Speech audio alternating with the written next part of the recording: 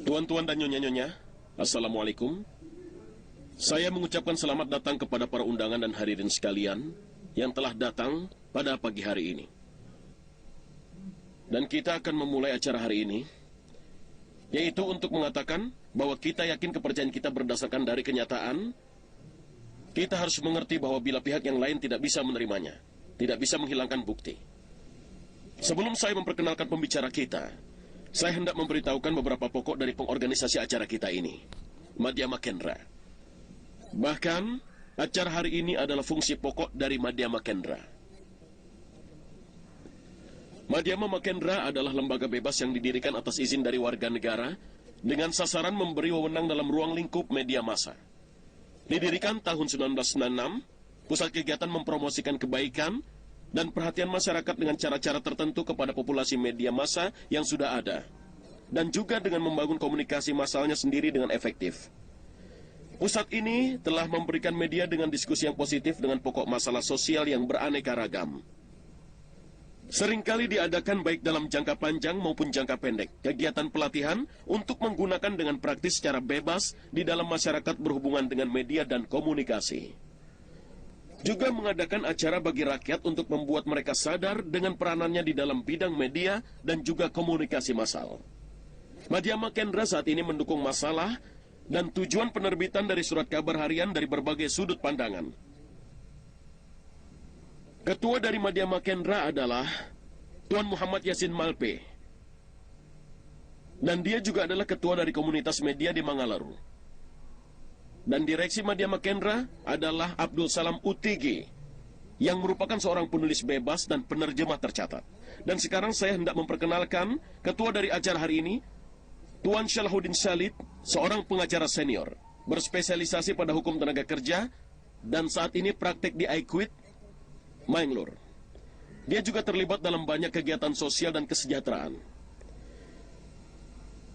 Dan Dr. Zakir Naik akan menjadi pembicara dalam topik hari ini, Muslim dan Media. Dia baru berumur 30 tahun dan dia adalah ketua dari Islamic Research Foundation, Mumbai.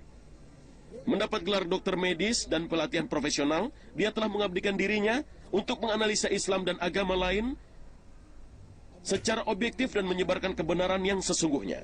Dan dia juga adalah seorang pembicara internasional tentang Islam dan agama perbandingan dalam tingkat yang amat baik.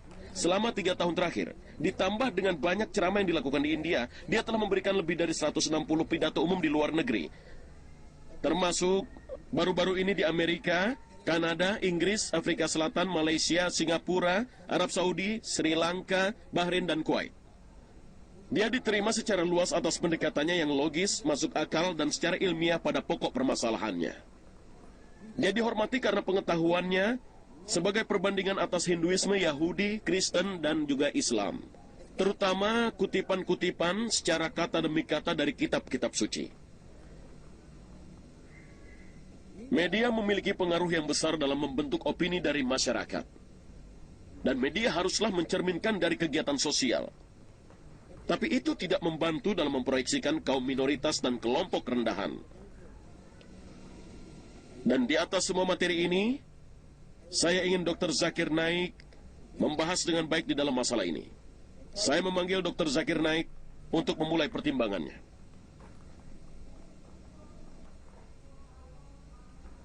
Alhamdulillah. Wassalatu wassalam wa ala rasulillah wa ala alihi wa sahbihi ajma'in. Amma ba'du. A'udzubillahi minasyaitonirrajim. Bismillahirrahmanirrahim. Iqra bismi rabbikal ladzi khalaq. Khalaqal insana min 'alaq. Iqra wa rabbukal akram. Allazi 'allama bil qalam. 'Allamal insana ma lam ya'lam. Bismillahirrahmanirrahim. Rabbi shrah li sadri wa yassir li amri wahlul 'uqdatam min lisani yafqahu qawli. Yang terhormat Tuan Salih, tetua yang saya hormati, dan saudara-saudariku, saya menyambut kalian semua dengan sambutan Islam. Assalamualaikum warahmatullahi wabarakatuh. Semoga damai, rahmat, dan pengampunan dari Allah untuk kalian semua. Topik pembicaraan pagi ini, media dan Muslim. Definisi media sebagai alat untuk komunikasi massal. Media dapat diklasifikasikan menjadi 2 kategori: media elektronik dan musmedia non-elektronik. Dibagi lagi menjadi dua, secara periodik dan non-periodik. Pertama kita menganalisa, apakah media non-elektronik itu?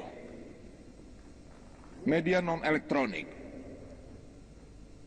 adalah media yang terdiri dari sastra dan bahan tertulis. Biasanya, itu terbagi menjadi periodik dan non-periodik. Media non-periodik elektronik adalah karya tulis yang diterbitkan, yang terjadi, yang muncul tidak secara tetap.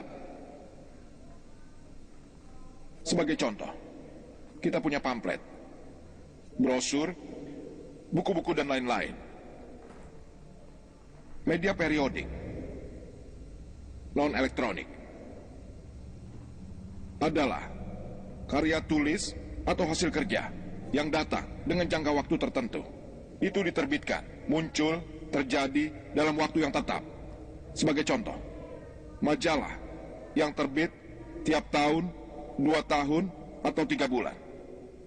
Kita punya majalah bulanan, 4 malam, atau mingguan yang terbit. Dan kita juga punya surat kabar harian, yang pagi atau surat kabar sore. Media elektronik, sekali lagi, dapat dibagi menjadi periodik dan non-periodik. Non-periodik yang terbagi atas audio, atas video, atas komputer, internet, dan lain-lain. Yang dapat dibagi lagi menjadi periodik dan non-periodik. Di dalam audio, kita memiliki kaset audio. Kita juga memiliki compact disc, audio compact disc. Dan video, kita memiliki film, dokumentasi, acara program, dan lain-lain. Di dalam komputer, kita punya disket, CD-ROM, yang terdiri dari materi. Dan di dalam media, periodik elektronik, kita memiliki buletin, warta berita. Begitu juga dengan acara program tetap, yang terdiri atas bentuk audio dan video, yang hadir secara tetap dan ditayangkan di dalam radio, di TV kabel, di televisi, di satelit. Begitu juga di internet. Ilmu pengetahuan telah menunjukkan bahwa kekuatan menyimpan dari berbagai jenis media itu berbeda-beda. Jika kalian membaca materi secara rata-rata, penyimpanan ingatannya adalah 10%. Ketika kalian dengar sesuatu, penyimpanan ingatannya adalah 20%. Ketika kalian hanya melihat sesuatu secara visual, penyimpanan ingatannya 30%. Jika Anda melihat dan mendengar secara bersamaan, seperti pada video dan ceramah langsung seperti ini, penyimpanan ingatannya adalah 50%. Telah disebutkan, yang terbaik dan maksimal yang dapat dilakukan oleh seseorang adalah ketika kalian menggunakan ketiga indera kalian, selain melihat, mendengar, dan memahami. Semua itu secara bersamaan. Jika kalian analisa di antara media ini, bagi media yang non-periodik, jangkauannya terbatas. Pengaruhnya pada orang-orang terbatas dibanding dengan media periodik. Media non-periodik seperti brosur, pamflet, mungkin buku-buku, kaset audio dan video, jangkauannya terbatas. Karena suatu penerbit dari buku, mereka mungkin menerbitkan kopian sebanyak 1.000, mungkin 2.000 kopi, mungkin 5.000, mungkin 10.000. Kadangkala apabila buku ini populer bisa lebih dari 100.000 atau mungkin lebih lagi. Tapi biasanya hanya puluhan ribu. Itu terbatas. Jika kalian bandingkan dengan media yang periodik, seperti pada radio, pada televisi, yang kalian baca pada surat kabar dan lain-lain, jangkauannya lebih luas. Seperti yang kita ketahui, surat kabar diterbitkan sebanyak 10.000. Beberapa surat kabar dalam ratusan ribu, bahkan beberapa ada yang jutaan. Dan itu secara harian. Semakin pendek jarak waktunya, semakin tetap periodiknya. Lebih baik hasilnya, lebih banyak pengaruhnya pada massa. Dan media periodik mempengaruhi massa dalam kegiatan sehari-hari jauh lebih baik daripada media non-periodik. Media non-periodik berbicara tentang ide dan ideologi, tapi kegiatan sehari-hari dipengaruhi oleh media periodik seperti surat kabar, televisi, satelit, dan juga lain-lain, juga di radio. Karena itu, untuk mempengaruhi massa secara tetap, secara harian, secara jangka waktu, media periodik memiliki pengaruh yang lebih baik. Beberapa tahun lalu, pada dasawarsa yang lalu, media yang memiliki kegunaan maksima untuk mempengaruhi orang-orang adalah surat kabar secara harian. Surat kabar, terutama surat kabar harian, terkadang yang mingguan. Sekarang, waktu telah berubah. Bahkan televisi, satelit, yang menggunakan berita setiap hari mempengaruhi orang-orang pada kegiatan sehari-harinya. Bahkan saat ini, di mana pengaruh harian lokal dari negara tertentu dan wilayah tertentu, surat kabar yang memimpin di depan. Tapi pengaruh internasional, saat ini media satelit dan televisi telah mengambil alih pimpinan. Mereka berada jauh di depan daripada media surat kabar. Surat kabar saat ini punya pengaruh pada tingkatan lokal. Ada surat kabar internasional di beberapa bagian dunia. Tapi pengaruh internasional lebih banyak dipengaruhi oleh satelit. Karena satelit telah menyebar ke seluruh dunia.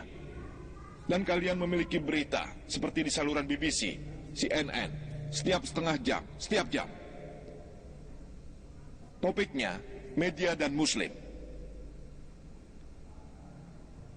Kata Islam berasal dari kata salam yang berarti damai. Berarti juga tunduk kepada kehendak Allah Tuhan yang Maha Kuasa. Singkatnya, Islam berarti damai yang dicapai dengan cara tunduk kepada kehendak Allah Subhanahu wa Ta'ala. Siapa saja yang tunduk kepada Allah Subhanahu wa Ta'ala disebut sebagai Muslim. Saya mulai pembicaraan saya dengan mengutip sebuah ayat Al-Quran, surat Iqra, surat Alaq, surat ke-96, ayat 1-5. Iqra, bismirabbikal ladzi khalaq, khalaqal insana min alaq. Iqra wa rabbukal akram, allazi 'allama bil qalam, 'allamal insana ma lam ya'lam. Yang berarti bacalah dengan menyatakan atas nama Tuhanmu yang menciptakan. Yang menciptakan manusia dari segumpal darah, sesuatu yang lengket, bahan yang seperti lintah. Bacalah atas nama Tuhanmu yang Maha Pemurah. Yang mengajar manusia kegunaan dari alat tulis, mengajar apa yang tidak diketahuinya. Petunjuk dari ayat ini diberikan pada seluruh umat manusia oleh Allah Subhanahu wa Ta'ala di dalam Al-Quran. Bukan untuk sholat, bukan untuk zakat, tapi adalah Iqra, yaitu membaca. Ayat petunjuk di dalam Al-Quran adalah Iqra, bacalah. Tapi sayang sekali, mayoritas dari Muslim, mereka mengatakanlah Iqra, kami tidak membaca. Dan Nabi kami tercinta, Muhammad SAW, disebutkan dalam hadis Baihaqi, adalah suatu kewajiban bagi setiap Muslim, pria ataupun wanita, untuk memperoleh ilmu. Diwajibkan bagi setiap Muslim, tidak peduli apakah dia pria atau wanita, harus memperoleh ilmu pengetahuan. Ilmu pengetahuan dan pendidikan telah diberikan tahap yang sangat tinggi, suatu masalah yang sangat penting dalam kepercayaan Islam.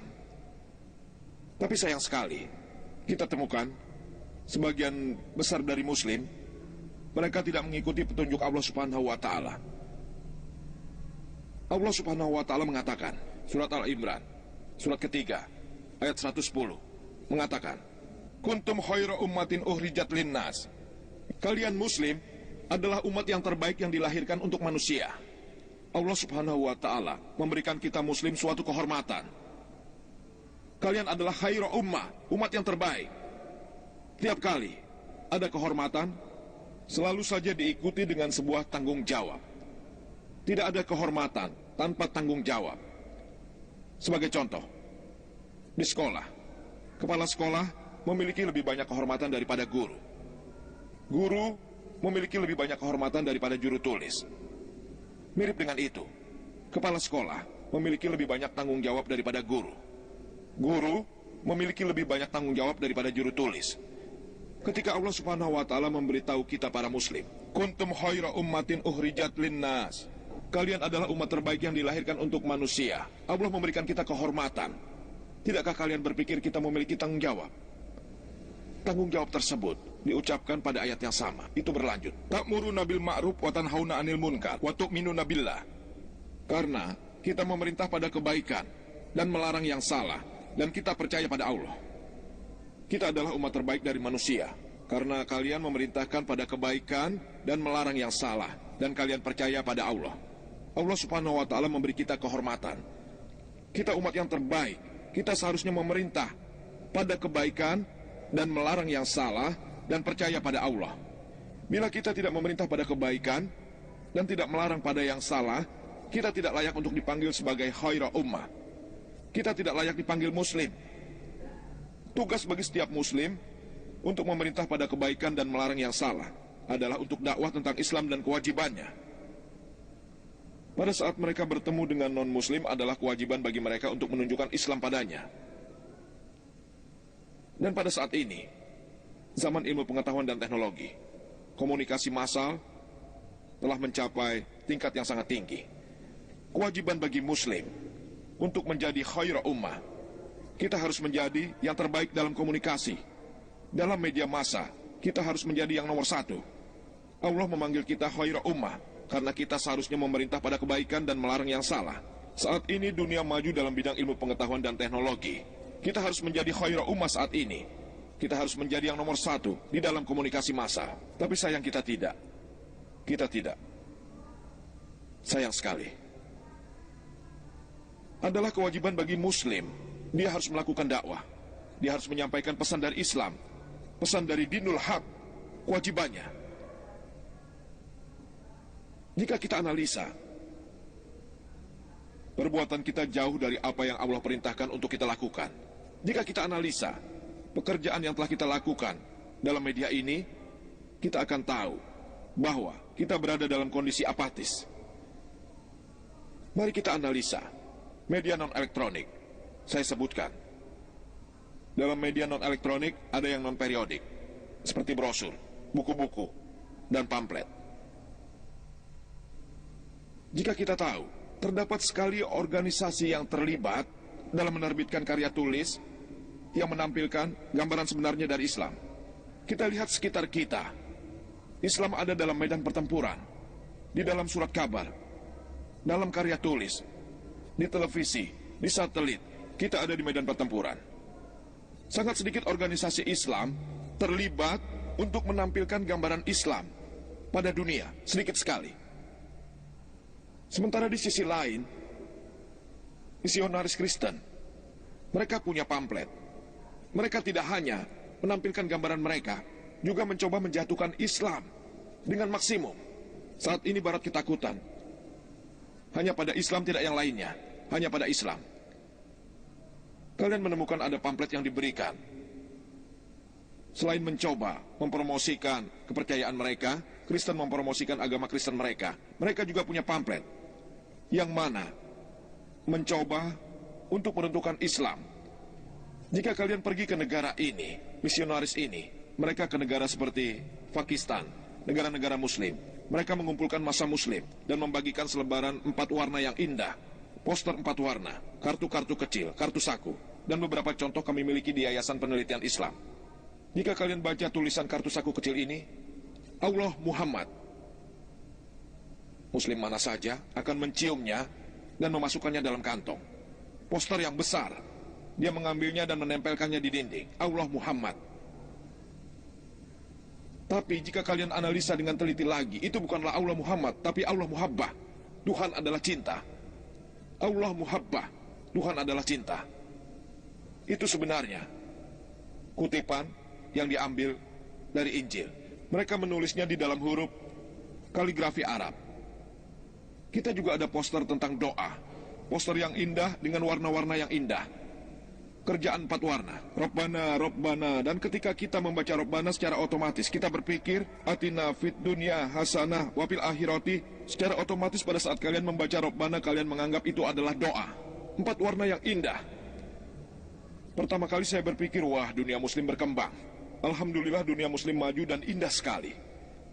Jika Anda bertanya meskipun dia tahu bahasa Arab, dia mungkin ulama atau orang Arab dan lahir di Arab, dia akan membaca Allah Muhammad atau mungkin Rabbana Atina.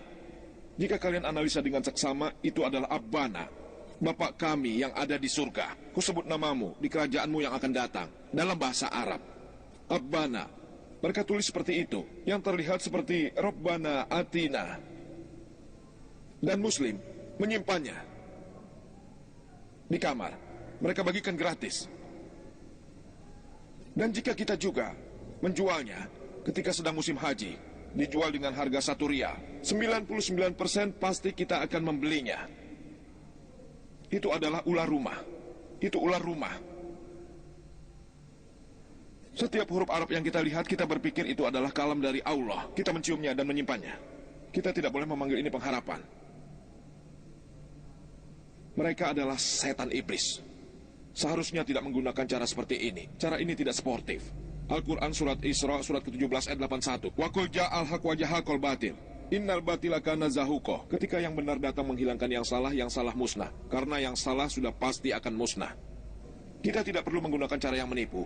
Tapi kita harus mengerti orang-orang ini, mereka menggunakan teknologi, mereka menggunakan media. Tidak hanya untuk menyebarkan kepercayaan mereka, bahkan untuk merusak Islam, memfitnah Islam, menentangnya. Kalian tahu, jangka waktu 150 tahun terakhir, 60.000 buku ditulis menentang Islam dan Nabi kita tercinta Muhammad SAW. 60.000. Jangka waktu 150 tahun terakhir, 60.000 buku ditulis menentang Islam dan Nabi Muhammad SAW. Kita meragukan Muslim menulis buku. Buku yang ditulis dalam bahasa Inggris untuk promosikan Islam. Sangat memalukan. Kita tertinggal jauh. Dan kalian tahu, Injil yang seharusnya merupakan kitab suci agama Kristen dari dunia barat, kalian tahu, menurut statistik tahun lalu, mereka telah terjemahkan Injil 2032 jenis bahasa yang berbeda. 2032 jenis bahasa yang berbeda. Lebih dari 1 sampai 1,5 tahun yang lalu. Saya tidak tahu berapa sekarang yang baru. 2032 bahasa yang berbeda. Kalian tahu berapa banyak bahasa Al-Quran telah diterjemahkan? Kalian tahu? Ada yang bisa menerka? Ada yang bisa menebak? Berapa banyak? Berapa banyak? Siapa yang bisa menduganya? Sayang sekali tidak ada yang tahu. Tidak ada yang tahu. Ini pertanyaan yang harus kita jawab, bahwa Muslim pun tidak tahu berapa banyak bahasa Al-Quran diterjemahkan.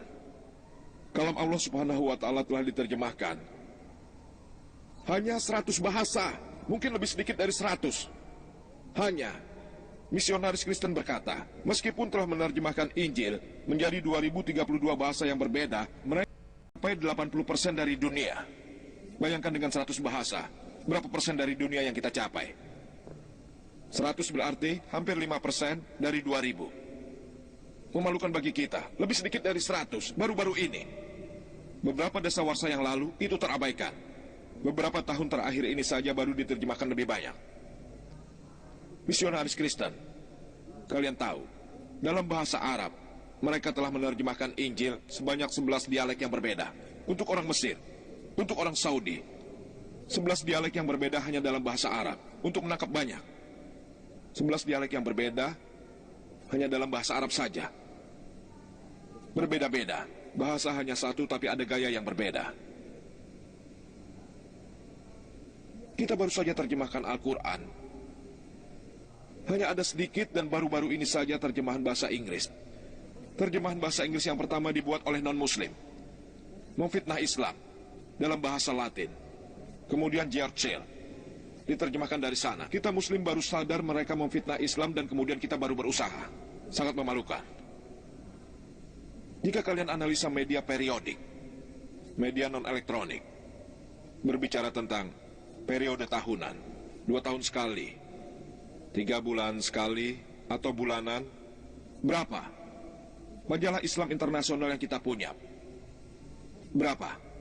Kita tahu Muslim Wali, Impact Internasional, Jamaah. Saya meragukan ada di antara kalian yang pernah mendengarnya. Sedikit saja yang mungkin pernah. Atau mungkin tidak sama sekali, atau bahkan kalian tidak kenal. Sedikit. Bahkan majalah-majalah yang ada, sebagian besar hanya Muslim. Jika kalian menganalisa Plain Truth, ada yang tahu tentang Plain Truth? Siapa yang belum pernah mendengar angkat tangan? Siapa yang belum dengar Plain Truth? Plain Truth, Plain Truth. 1, 2, 3, 4 5, mungkin 10. Mungkin bukan 10. Hanya 10 orang saja yang tidak pernah mendengar Plain Truth. Itu berarti lebih dari 90% hadirin yang tahu tentang itu. Plain Truth. Berapa orang yang pernah mendengar majalah Jamaah? Majalah Islam? 1, 2. Berapa banyak orang yang mendengar tentang Impact Internasional? Seharusnya bagus. 1, 2, 3, 4, 5, 6, 7, 8. Ya. Sangat disayangkan. Majalah internasional dari Muslim yang seharusnya umat terbaik, Horizon, Muslim mendunia, peredaran maksimal. Kurang dari 5% Muslim yang tahu. Dan yang non-Muslim, Plain Truth, yang diedarkan secara gratis dalam jutaan eksemplar. Kurang dari 5% yang tidak tahu. Ini situasinya. Memalukan kita. Mereka memberikan gratis jutaan eksemplar. Itu majalah misionaris. Banyak artikel yang mereka keluarkan dengan keahlian. Mereka memiliki penulis-penulis terbaik. Dari kertas yang kalian kerjakan, 4 warna. Selain itu majalah Plain Truth lebih kepada non-Kristen daripada Kristen. Majalah Muslim lebih kepada Muslim daripada non-Muslim. Mayoritas saya berpikir. Jika kalian analisa, bahkan di majalah-majalah lokal, kita punya beberapa majalah lokal. Di India yang terbaik yang saya tahu, yang memiliki peredaran maksimal adalah Islam Voice. Itu juga tidak sampai 50.000. Ketuanya Sadullah Kansar. Sadullah Khan adalah teman baik saya. Dia dari Manglore, pekerjaannya bagus. Semoga saja Allah memberikannya rahmat. Tapi, dibanding dunia barat, itu tidak ada artinya. Surat kabar bulanan yang terbaik, atau majalah, jika itu kalian sebutkan, memiliki peredaran maksimal. Yang lainnya sudah berjalan 10 tahun, 20 tahun, 5.000, 6.000, beberapa 2.000, beberapa 1.000. Memalukan kita. 20 tahun beroperasi tidak ada apa-apanya. Sebagian besar dari ini semuanya sampai pada Muslim. Dari Islamic Voice sendiri, sedikitnya paling sedikit 3.000 adalah non-Muslim. Bahkan dalam majalah Islam yang kita miliki, itu hanya memberikan gambaran dari Islam yang mendasar. Jika kalian lihat majalah yang dijalankan misionaris Kristen, mereka selain mempromosikan agama Kristen dengan cara yang halus, mereka juga memberikan pada kalian pengetahuan. Meski kalian tidak tertarik pada Kristen, kalian akan ambil majalah itu untuk tahu apa yang terjadi di dunia. Secara tidak langsung kalian sedang dimasuki oleh pesan-pesan itu. Kalian tahu majalah Times? Siapa yang tidak tahu tentang majalah Times? Semua. Siapa yang tidak tahu? Semua tahu, 100%. 100%. Majalah Times adalah majalah mingguan yang seharusnya netral, tidak memihak. Netral, tapi materialnya yang ada di sana itu menyerang Muslim, menyerang Islam. Orang Muslim, orang Islam. Saya sudah bertemu dengan Syed Dedat. Kalian kenal dia kan? Alhamdulillah sekarang dia sehat dan semoga Allah memberikannya syafaat. Dia ingin memberitahu sesuatu. Konstitusi masa depan, Undang-Undang Dasar Dunia masa depan adalah iklan dari Al-Quran. Syed Dedat mau membayar. Berapapun ongkosnya, dia ingin membayar untuk 1 halaman penuh di majalah Times. Tapi majalah itu menolak iklan tersebut. Bayangkan, mereka menolak iklan halaman dari IPCI, Pusat Penyebaran Islam Internasional, karena mempromosikan Al-Quran. Kalian lihat, seharusnya netral, seharusnya tidak memihak. Majalah Times menolak dan berkata, kami berhak menolak iklan apa saja tanpa harus memberikan alasan apapun. Itu ketentuannya. Secara tidak langsung menolak hal-hal yang bertentangan dengan mereka, hal yang sejalan dengan Muslim. Tapi itu tidak disebutkan hitam di atas putih. Bayangkan, secara tidak langsung mereka memasuki orang-orang, para massa, dengan filosofi mereka dan propaganda mereka menentang Islam. Berapa banyak surat kabar harian yang kita miliki. Berapa banyak surat kabar Islam? Kita tidak punya satupun surat kabar harian internasional Islam. Sangat memalukan. Surat kabar New York Times dapat kalian temukan di mana saja di seluruh penjuru dunia. Dapat kalian temukan di Mumbai, di Delhi, di Madras, New York Times. Kita memiliki surat kabar lokal mungkin di Mumbai saja. Mungkin di Kaila kita memiliki beberapa surat kabar. Surat kabar lokal. Peredarannya terbatas. Di Mumbai mungkin kita punya 10.000 atau 20.000, mungkin 50.000, tapi itu sangat terbatas. Dibandingkan Time of India, 4 kalinya. 400.000. Bahkan surat-surat kabar ini yang ada di Mumbai, 99% atau 98% hanya dibaca oleh Muslim saja. Tidak ada non-Muslim. Bagaimana Islam dapat menyebar? Bagaimana cara menyampaikan pesan pada non-Muslim? Media adalah alat yang sangat penting untuk menyampaikan pesan Islam. Apa yang harus kita lakukan? Kita harus memiliki jurnalis tingkat tinggi. Sayang sekali umat Muslim, dunia Muslim, memiliki sedikit sekali orang-orang yang pandai menulis. Bukannya kita tidak dapat membuat, tapi kita tidak berusaha. Ada beberapa Muslim yang pandai menulis, tapi mereka sekuler buangan, orang-orang umum. Sekuler umum, mereka menulis untuk surat kabar non-Islam. Ada beberapa yang pandai menulis. Yang kita butuhkan adalah surat kabar harian atau majalah bulanan yang dapat menembus ke dalam massa. Alhamdulillah beberapa Muslim, beberapa pengusaha, mereka tidak berusaha dan mengambil majalah luar. Dalam jangka bulanan, majalah luar yang hanya mementingkan bisnis saja. Tapi kemudian berakhir bersama dengan rencana mereka saja. Yang kita butuhkan adalah orang-orang terbaik. Kita harus bisa menangkap semuanya 3 tingkatan.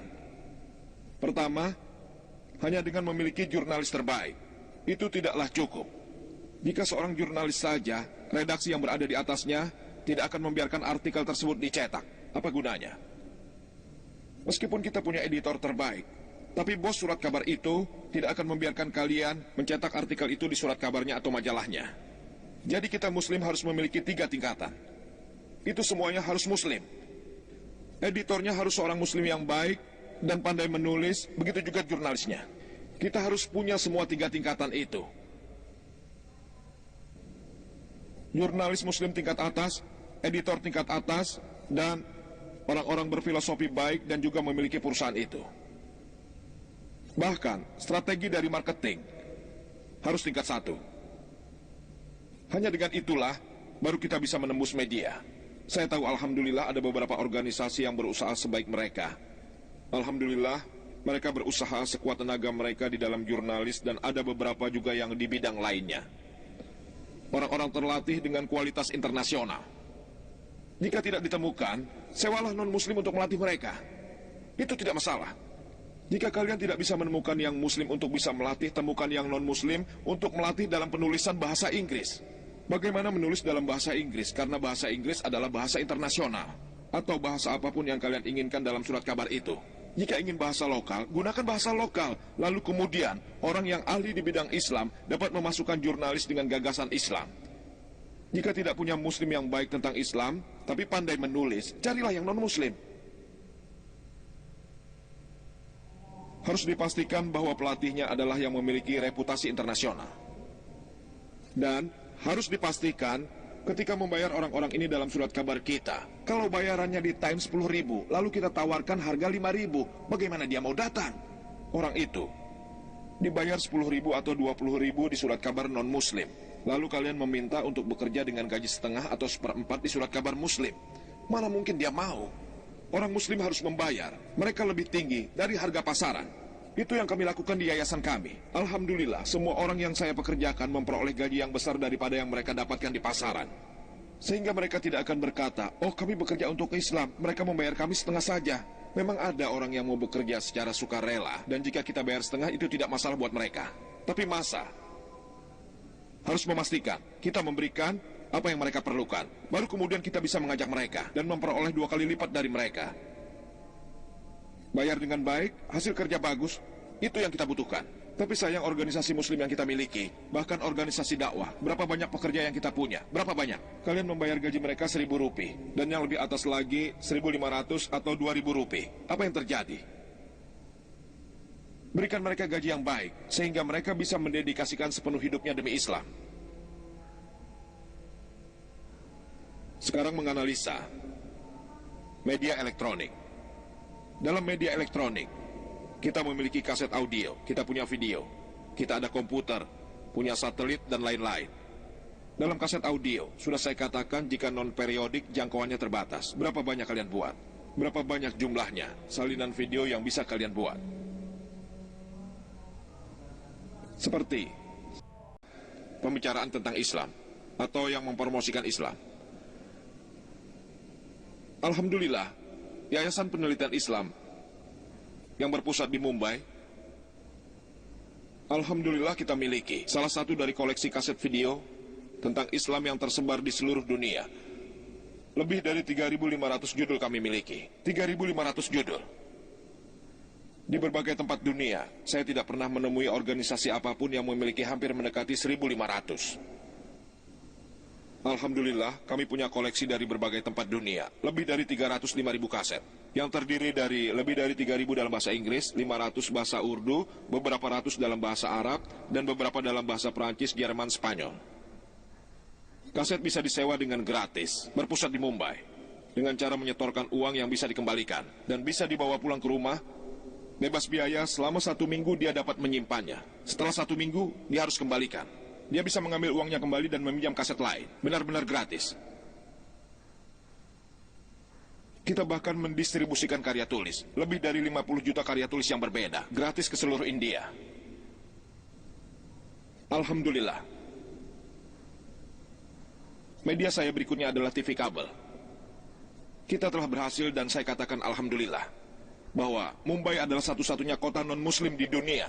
Yang saya tahu, Mumbai kota satu-satunya non-muslim di dunia yang saya ketahui. Alhamdulillah setiap hari kita menayangkan program dakwah selama 3 jam di jaringan TV kabel kepada lebih dari 1 juta rumah, 1.000 rumah. Setiap hari selama 3 jam. 3 jam untuk dakwah keras. 3 jam untuk dakwah keras. Kalian tahu kenapa saya katakan dakwah keras? Yaitu benar-benar menyampaikan pesannya. Yang saya bicarakan dalam topik ini, pesan yang langsung, tanpa kompromi. Bukan tentang sholat, tentang kirat, itu penting. Kita punya itu sendiri tentang sholat dan kirat. Itu bagus. Tapi itu bukanlah dakwah keras. Alhamdulillah, setiap hari, setiap 3 jam, kami menayangkan acara kami di jaringan saluran TV kabel kepada lebih dari 1 juta rumah. Kalian tahu, orang-orang itu yang menayangkan acara ini, lebih 80% adalah non-muslim. Orang-orang yang menonton acara ini, lebih 80% non-muslim. Ketika kami mulai, kami membayar, tolong tayangkan acara kami membayar untuk menayangkan acara ini. Kemudian jadi populer, menjadi gratis. Kalian tahu, para non-muslim itu hendak membayar kami untuk menayangkan acara kami pada saluran mereka. Non-muslim memberikan kami uang. Ini, Saudara Jakir, ambil uangnya, kami ingin acara Anda. Kenapa? Karena ini kualitas penting. Alhamdulillah kami bilang, jangan berikan kami uang, tambahkan saja waktunya, dari 2 jam menjadi 3 jam, dan mereka setuju. Sebenarnya banyak waktu yang kami berikan pada mereka. Kami butuh waktu, kalian butuh uang. Dan uangnya untuk kalian saja semuanya. Alhamdulillah. Allah memiliki caranya, menyelesaikan pekerjaannya. Jika muslim tidak bisa melakukannya, Allah akan menyelesaikannya dengan non-muslim. Allah mengatakan dalam surat Muhammad, surat ke-47 ayat 38. Wa in tatawallaw.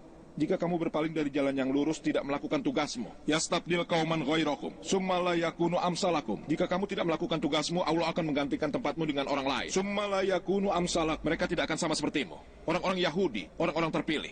Allah memerintahkan, mereka menuruti firman-Nya, tapi mereka tidak mau. Allah menggantikannya dengan orang Arab. Allah memastikan, jika kalian tidak melakukan tugas kalian, Allah akan menggantikannya dengan orang lain. Summa yakunu amsalakum. Mereka tidak akan sama sepertimu. Jadi jika kalian tidak mau, Allah akan menggantikan kalian dengan orang lain. Kalian tahu apa agama tercepat berkembangnya? Islam, di Amerika, di Inggris. Kita orang India seharusnya terlahir di keluarga muslim, tidak bisa melakukan tugasnya, Allah akan mengambil orang lain untuk melakukannya, dengan menjadikannya muslim. Mereka melakukan tugas kita. Organisasi di Amerika dan Eropa, mereka jauh lebih baik daripada kita. Kita tidak ada apa-apanya. Sangat memalukan. Kita masih belum percaya pada media. Di industri film, Muslim ada di puncaknya.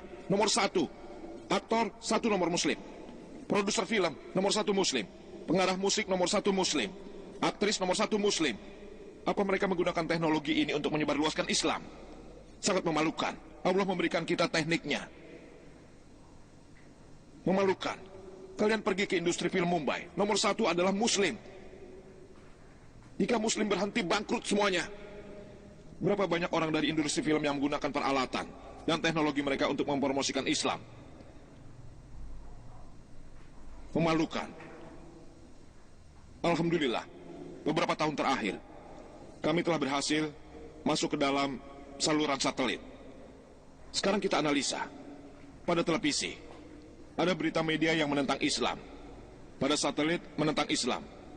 Kita ada saluran yang memberi berita yang berat sebelah. Semua materi sebagian besar yang diberikan satelit adalah tidak Islami, sebagian besar. Alhamdulillah kami telah berhasil menayangkan acara kami dalam saluran internasional yang berbeda. Alhamdulillah, kami juga berhasil menayangkan bahkan di ATN, Asian Television Network. Kalian mungkin mendengarnya, Asian Television Network. Saluran yang sering menayangkan film-film, terutama film India. Saluran yang terkenal. Sekarang sedang dihentikan selama beberapa bulan karena ingin merubah keseluruhannya dan muncul dengan yang lebih besar. Karena itu sedang dihentikan. Alhamdulillah menayangkan acara kami di ATN, Asian Television Network, 3 kali dalam seminggu. Senin, Rabu, dan Jumat. Selama setengah jam, jam 6 sampai setengah 7. Dan ATN ini mencapai 68 negara di dunia. 68 negara di dunia. Bayangkan, Alhamdulillah, itulah keinginan kami. Kita harus mencoba semaksimal mungkin dakwah yang kita lakukan. Setidaknya kita mencegah kegiatan yang salah untuk terjadi. Hal yang salah sedang terjadi. Untuk itulah kami promosikan Islam. Kalian lihat kamera di sana. Pada dasarnya, kamera yang dapat mensyuting pada satelit. Itu kamera khusus. Hanya jika kita merekam pada kamera ini saja, baru dapat disiarkan. Saya akan bertanya pada kalian, ada berapa organisasi dakwah Islam yang punya kamera video seperti ini? Ada berapa banyak? Kalian tahu, sangat memalukan. Pengusaha Muslim, mereka semua rajin belajar, menghabiskan miliaran rupiah. Semua rajin belajar dan menggunakan peralatan yang terbaik. Tapi ada berapa organisasi dakwah Muslim yang memiliki perlengkapan kamera yang lebih baik? Itu bisa dihitung dengan jari di seluruh dunia. Jika kalian merekam dengan peralatan canggih, kalian baru bisa menyiarkannya dengan satelit. Jika kita merekam pada kamera yang biasa, itu tidak bisa digunakan pada satelit. Paling maksimal untuk kaset video di rumah kalian, kualitasnya buruk. Biasanya, kita punya ceramah Islam pada saat pengambilan gambar. Kamera ada di atap. Kameranya turun, kehilangan fokus dan menjadi jelek. Siapa yang ingin menonton video kalau gambarnya tidak pantas? Tapi jika kalian melihat film di bioskop, pekerjaan dengan banyak kamera, kalian melihat pemandangan dan semuanya. Orang-orang menikmatinya. Ceramah Islam, di luar fokus, setengah atap terlihat, kalian tidak bisa melihat siapa orangnya dengan jelas. Sekarang, kita harus mempersembahkan Islam dengan penampilan dan cara yang terbaik. Sedikit lebih baik. Karena itu Muslim, untuk melakukan sesuatu harus menjadi yang terbaik di bidang tersebut. Kita lihat dalam media, selalu saja mereka menampilkan Islam dengan cara yang salah. Menampilkan Islam sebagai teroris. Dalam saluran penuh seperti BBC dan CNN, kalian tahu, mereka menampilkan sudut pandang mereka, sudut pandang dunia barat. Mereka adalah saluran internasional, sudut pandang mereka. Dan mereka seharusnya netral. Mereka memberikan gambaran yang salah. Seringkali, mereka proyeksikan kejadian tembak-menembak di berbagai tempat di Afghanistan, di suatu tempat di sini, atau di Palestina, dan menampilkan Islam di sisi yang jahatnya. Beberapa kali, orang-orang yang malang itu sedang ditangkapi dan ini itu, tapi jika kalian melihatnya secara keseluruhan, mereka mencoba untuk membuat kesan netral. Sebenarnya mereka sedang merusak Islam. Di Bosnia, kalian lihat, di mana kita sedang dibantai, disiksa, kita sedang diganggu. Mereka menunjukkan pada kita di berita supaya dapat disebut netral. Tapi mereka melencengkan kejadiannya. Setiap kali ada kejadian pengeboman, tersangka utama ditangkap, 3 muslim di New York mengebom. Orang muslim lalu ada fotonya, sebentar-sebentar ada di berita setiap setengah jam, tanpa bukti. Lalu, setelah 2 bulan, mereka menangkap orang yang salah. Sangat kecil pemberitaannya, tapi sebelum itu pencemaran nama baik sudah terjadi. Kerusakan terjadi pada umat muslim. Berturut-turut selama 4 minggu di berita, muslim adalah pelaku pengeboman dan lain-lain. Ketika hal itu salah, terbukti tidak bersalah, mereka beritakan kecil, oh itu hanya salah tangkap. Di surat kabar kalian temukan, orang Arab 50 tahun menikahi gadis 16 tahun. Headline, ada di halaman paling depan dan paling bawah, atau di halaman ketiga. Arab umur 50 tahun menikahi gadis 16 tahun. Kalian punya orang 50 tahun di Amerika memperkosa gadis 10 tahun. Tidak muncul di surat kabar. Memperkosa, itu tidak muncul. Laki-laki 50 tahun memperkosa beberapa kali dan kalian dapat melihat datanya. Memperkosa seorang gadis yang belum dewasa, itu tidak muncul di surat kabar. Mengapa? Itu bukan berita bagi mereka. Setiap hari di Amerika, 1.900 perempuan diperkosa. Itu biasa dan tidak layak disebutkan. Setiap hari 1.900 perempuan diperkosa. Setiap 1,3 juta terjadi satu perkosaan. Saya ada di sini, kira-kira sudah 40 menit. Berapa banyak perkosaan terjadi setiap 30 menit di Amerika saat saya bicara ini? 30 perkosaan. Tidak muncul di surat kabar. Media di tangan mereka, sesuai dengan apa yang mereka inginkan. Kita harus kendalikan media. Kita khairul ummah. Kita menyampaikan pesan dari kebenaran kepada seluruh manusia. Jika tidak, Allah yang melakukannya. Memalukan. Kita membutuhkan media. Kita harus memiliki satelit yang islami sepanjang waktu. Tapi kita tidak punya. Kita punya saluran di negara-negara muslim. Tapi mereka bukanlah saluran dakwah yang islami. Kalian bisa melihat drama di sana. Kalian bisa melihat film barat. Segala macam hal.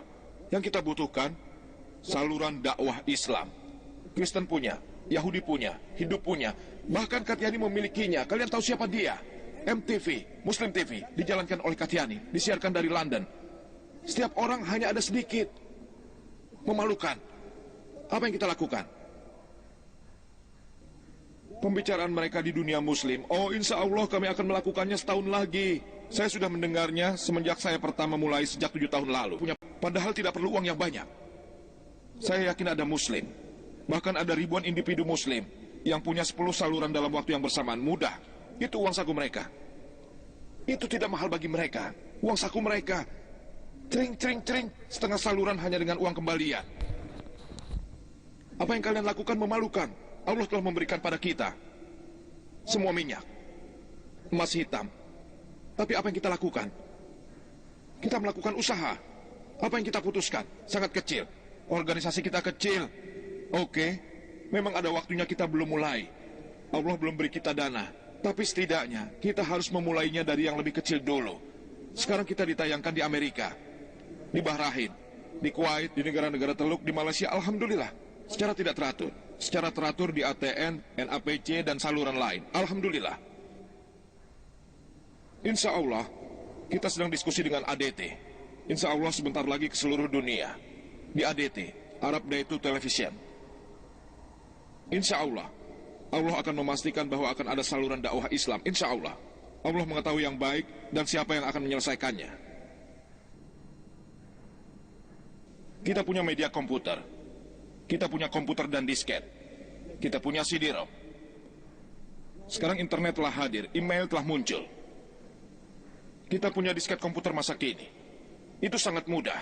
Alhamdulillah Yayasan Penelitian Islam memiliki lebih dari 200 paket yang berbeda dalam komputer hanya tentang Islam. 200. Kita punya Al-Quran, hadis, syariah, fikih. Jika kalian tahu berapa banyak nama Yesus yang disebutkan dalam Al-Quran, tekan tombolnya, jawabannya ada di sana. 25 kali. Lalu berapa banyak nama Muhammad disebutkan namanya? 4 kali. Al-Imran surat ketiga ayat 43, Al-Ahzab surat ke-33 ayat 40, Al-Fat surat ke-48 ayat 29, Al-Muhammad surat ke-47 ayat 2. Hanya dengan jari tangan. Ahmadnya sekali. Al-Sab surat ke-61 ayat 6. Hanya jari tangan. Lalu berapa banyak Al-Quran bicara tentang wanita? Tekan tombolnya, di sana ada jawabannya. Tekan tombolnya, cetakannya akan keluar. Lalu apa hadis yang bicara tentang sholat? Tekan tombolnya, jawabannya ada. Hadis yang mana, lalu apa yang dikatakannya? Semua ada di ujung jari. Dunia berkembang. Berapa banyak orang yang memanfaatkan compact disc untuk meneliti dan menyebarluaskan Islam? Berapa banyak? Ada yang tahu bagaimana cara menggunakan compact disc? CD-ROM, kalian tahu? CD-ROM, satu, alhamdulillah, lihat. Orang telah menciptakan dan mereka menggunakannya. Jika tidak tahu bagaimana caranya kita memperoleh pasar. Semuanya. Kita punya Al-Quran dalam CD audio dan CD-ROM. Ada terjemahannya dalam beberapa bahasa. Kita punya fikih, syariah, hadis, semuanya ada di situ. Ada pelajaran Islam untuk anak-anak. Bagaimana cara mengajari anak-anak kita tentang Islam sejak hari pertama. Jangan tunggu mereka dewasa lalu bicara Islam. Mulai dari awalnya, kita mengajari anak-anak membaca huruf Arab, terutama dari umur 3 sampai 9 tahun. Semenjak kita latih, jadikan mereka dermawan baik yang benar, mulai awal. Jangan menunggu mereka dewasa lalu mereka kita latih. Jika itu terjadi sungguh sangat disayangkan. Tidak seharusnya kita lakukan, semenjak mereka muda. Berikan petunjuk dalam komputer, cara mempengaruhi anak-anak, agar dekat dengan Islam. Mereka terhibur sambil belajar. Saya sudah ceramah tentang Islam pada anak-anak. Amati kasetnya, lalu ajari tekniknya. Cara menarik anak-anak mulai dari masa kecil. Dunia sudah berkembang. Sebelumnya kita memiliki telepon, lalu fax. Sekarang kita punya email. Email. Atau electronic mail. Sangat murah. Bila saya mengirim fax ke Amerika, biayanya 100 sampai 200 rupiah. Isinya tidak masalah. Dengan email, saya mengirim 7 lembar hanya dengan 1 rupiah. 1 rupiah. Sayang sekali organisasi Muslim tidak punya email. Sekarang baru dimulai. Kita sangat terkebelakang dalam perkembangan keseluruhan dan kita harus mengejarnya. Dengan email, kalian dapat berkomunikasi murah dan cepat. Electronic mail. Kalian mengetik di komputer, tekan tombolnya. Itu sampai di sana. Dia buka kotaknya. Bukan berarti kotak, dia hanya menekan tombol lalu muncul layarnya. Gampang. Langsung dari tempat kalian menuju ke tempatnya. Dengan fax membutuhkan waktu. Setiap halaman lewat sini, hanya tekan tombolnya langsung sampai. Berapa banyak orang manfaatkan ini? Kalian tahu, sekarang di internet. Internet berkembang. Mayoritas materi di internet tentang Islam, tapi berlawanan. Kalian tahu, di internet jika kalian membaca tentang Islam, sebagian besar adalah non-Muslim yang menentang Islam. Al-Quran dikatakan, bukan kata-kata Tuhan, terlalu banyak ada kesalahan dalam Al-Quran. Al-Quran dikatakan tidak memuaskan, tapi Muslim tidak sadar. Sangat memalukan. Muslim tidak menjawab balik. Sangat sedikit, beberapa organisasi. Sedikit organisasi. Ada saluran chatting untuk di internet. Yang kalian punya adalah saluran satelit. Itu sedikit berbeda. Mereka ada saluran chattingnya. Di internet, kalian ada saluran chattingnya. Mereka memiliki nama yang lain, dikenal sebagai GVSKP dan lain-lain. Jika kalian masuki saluran ini, kalian bisa melakukan sesi tanya jawab. Di yayasan kami, alhamdulillah, kami duduk di Mumbai, dan kami melakukan dakwah secara individual dengan orang Amerika, orang Inggris, orang Singapura, di seluruh dunia, alhamdulillah. Pada ujung jari, kita mengetik, pertanyaannya muncul di layar, lalu jawabannya juga muncul di layar. Kalian dapat melakukan dakwah dengan duduk di rumah, di kantor kalian, 1 lawan 1. Kalian tidak perlu bicara di telepon selama 2 jam. Berapa lama waktunya? Jika kalian bicara dengan orang Amerika 2 jam, berapa biayanya? Puluhan ribu rupiah. Dengan email hanya 10 rupiah. Maksimal 30. Dan tidak hanya 1 orang, mungkin bisa 20 orang. Seperti sebuah konferensi. Konferensi telepon dengan orang Amerika, orang Singapura, orang London, orang Malaysia, berkonferensi, saling berbincang-bincang melakukan dakwah. Bayangkan jika bertemu, berapa biaya yang harus dikeluarkan? Dunia berkembang, berapa banyak orang tahu cara menggunakan internet. Tapi dakwah menampilkan Islam dalam saluran chatting ini, tekniknya berbeda. Pengetahuannya berbeda. Pengetahuan tentang Islam suatu keharusan bagi dakwah jenis apapun. Secara lisan, tertulis, video, pengetahuan. Tekniknya selalu berubah-ubah. Teknik berubah-ubah. Alhamdulillah di yayasan kami melatih orang-orang, caranya ceramah. Kami punya gaya dakwah yang unik dan khusus.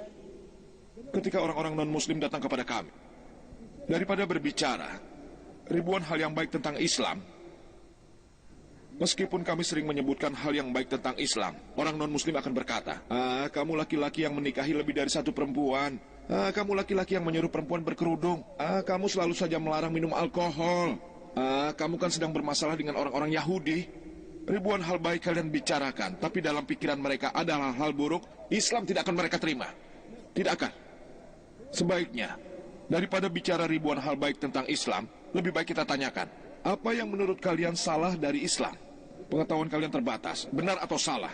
Pengetahuan yang kalian tahu tentang Islam dari media, surat kabar, televisi, dari majalah, apa menurut kalian yang salah dari Islam? Kami bilang, saudaraku, kalian bicara apa saja tentang Islam, kami akan menerimanya.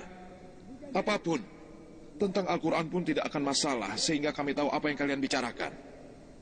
Mereka mengajukan pertanyaannya. Dan kami telah melakukan survei sehingga kami tahu bahwa 20 pertanyaan yang dimiliki non-Muslim, yang menentang Islam, yang biasanya dimiliki non-Muslim. Non-Muslim biasanya adalah non-Muslim yang khas. Mereka akan bertanya tentang Islam. Biasanya pertanyaannya 5 atau 6. Pertanyaan inilah yang ditanyakan oleh 80% non-Muslim pada umumnya akan termasuk berada dalam 20 pertanyaan itu. Kami telah melakukan survei. 20 pertanyaan umum. Mengapa pria Muslim boleh memiliki lebih dari 1 istri? Mengapa perempuan harus berkerudung? Mengapa hak wanita setengah dan hak laki-laki 1? Mengapa tidak boleh makan babi? Tidak boleh minum alkohol? Apa arti maksud dari jihad? Kenapa non-Muslim tidak boleh masuk ke Mekah? Inilah pertanyaan umum yang mereka tanyakan. Apa yang harus kita lakukan?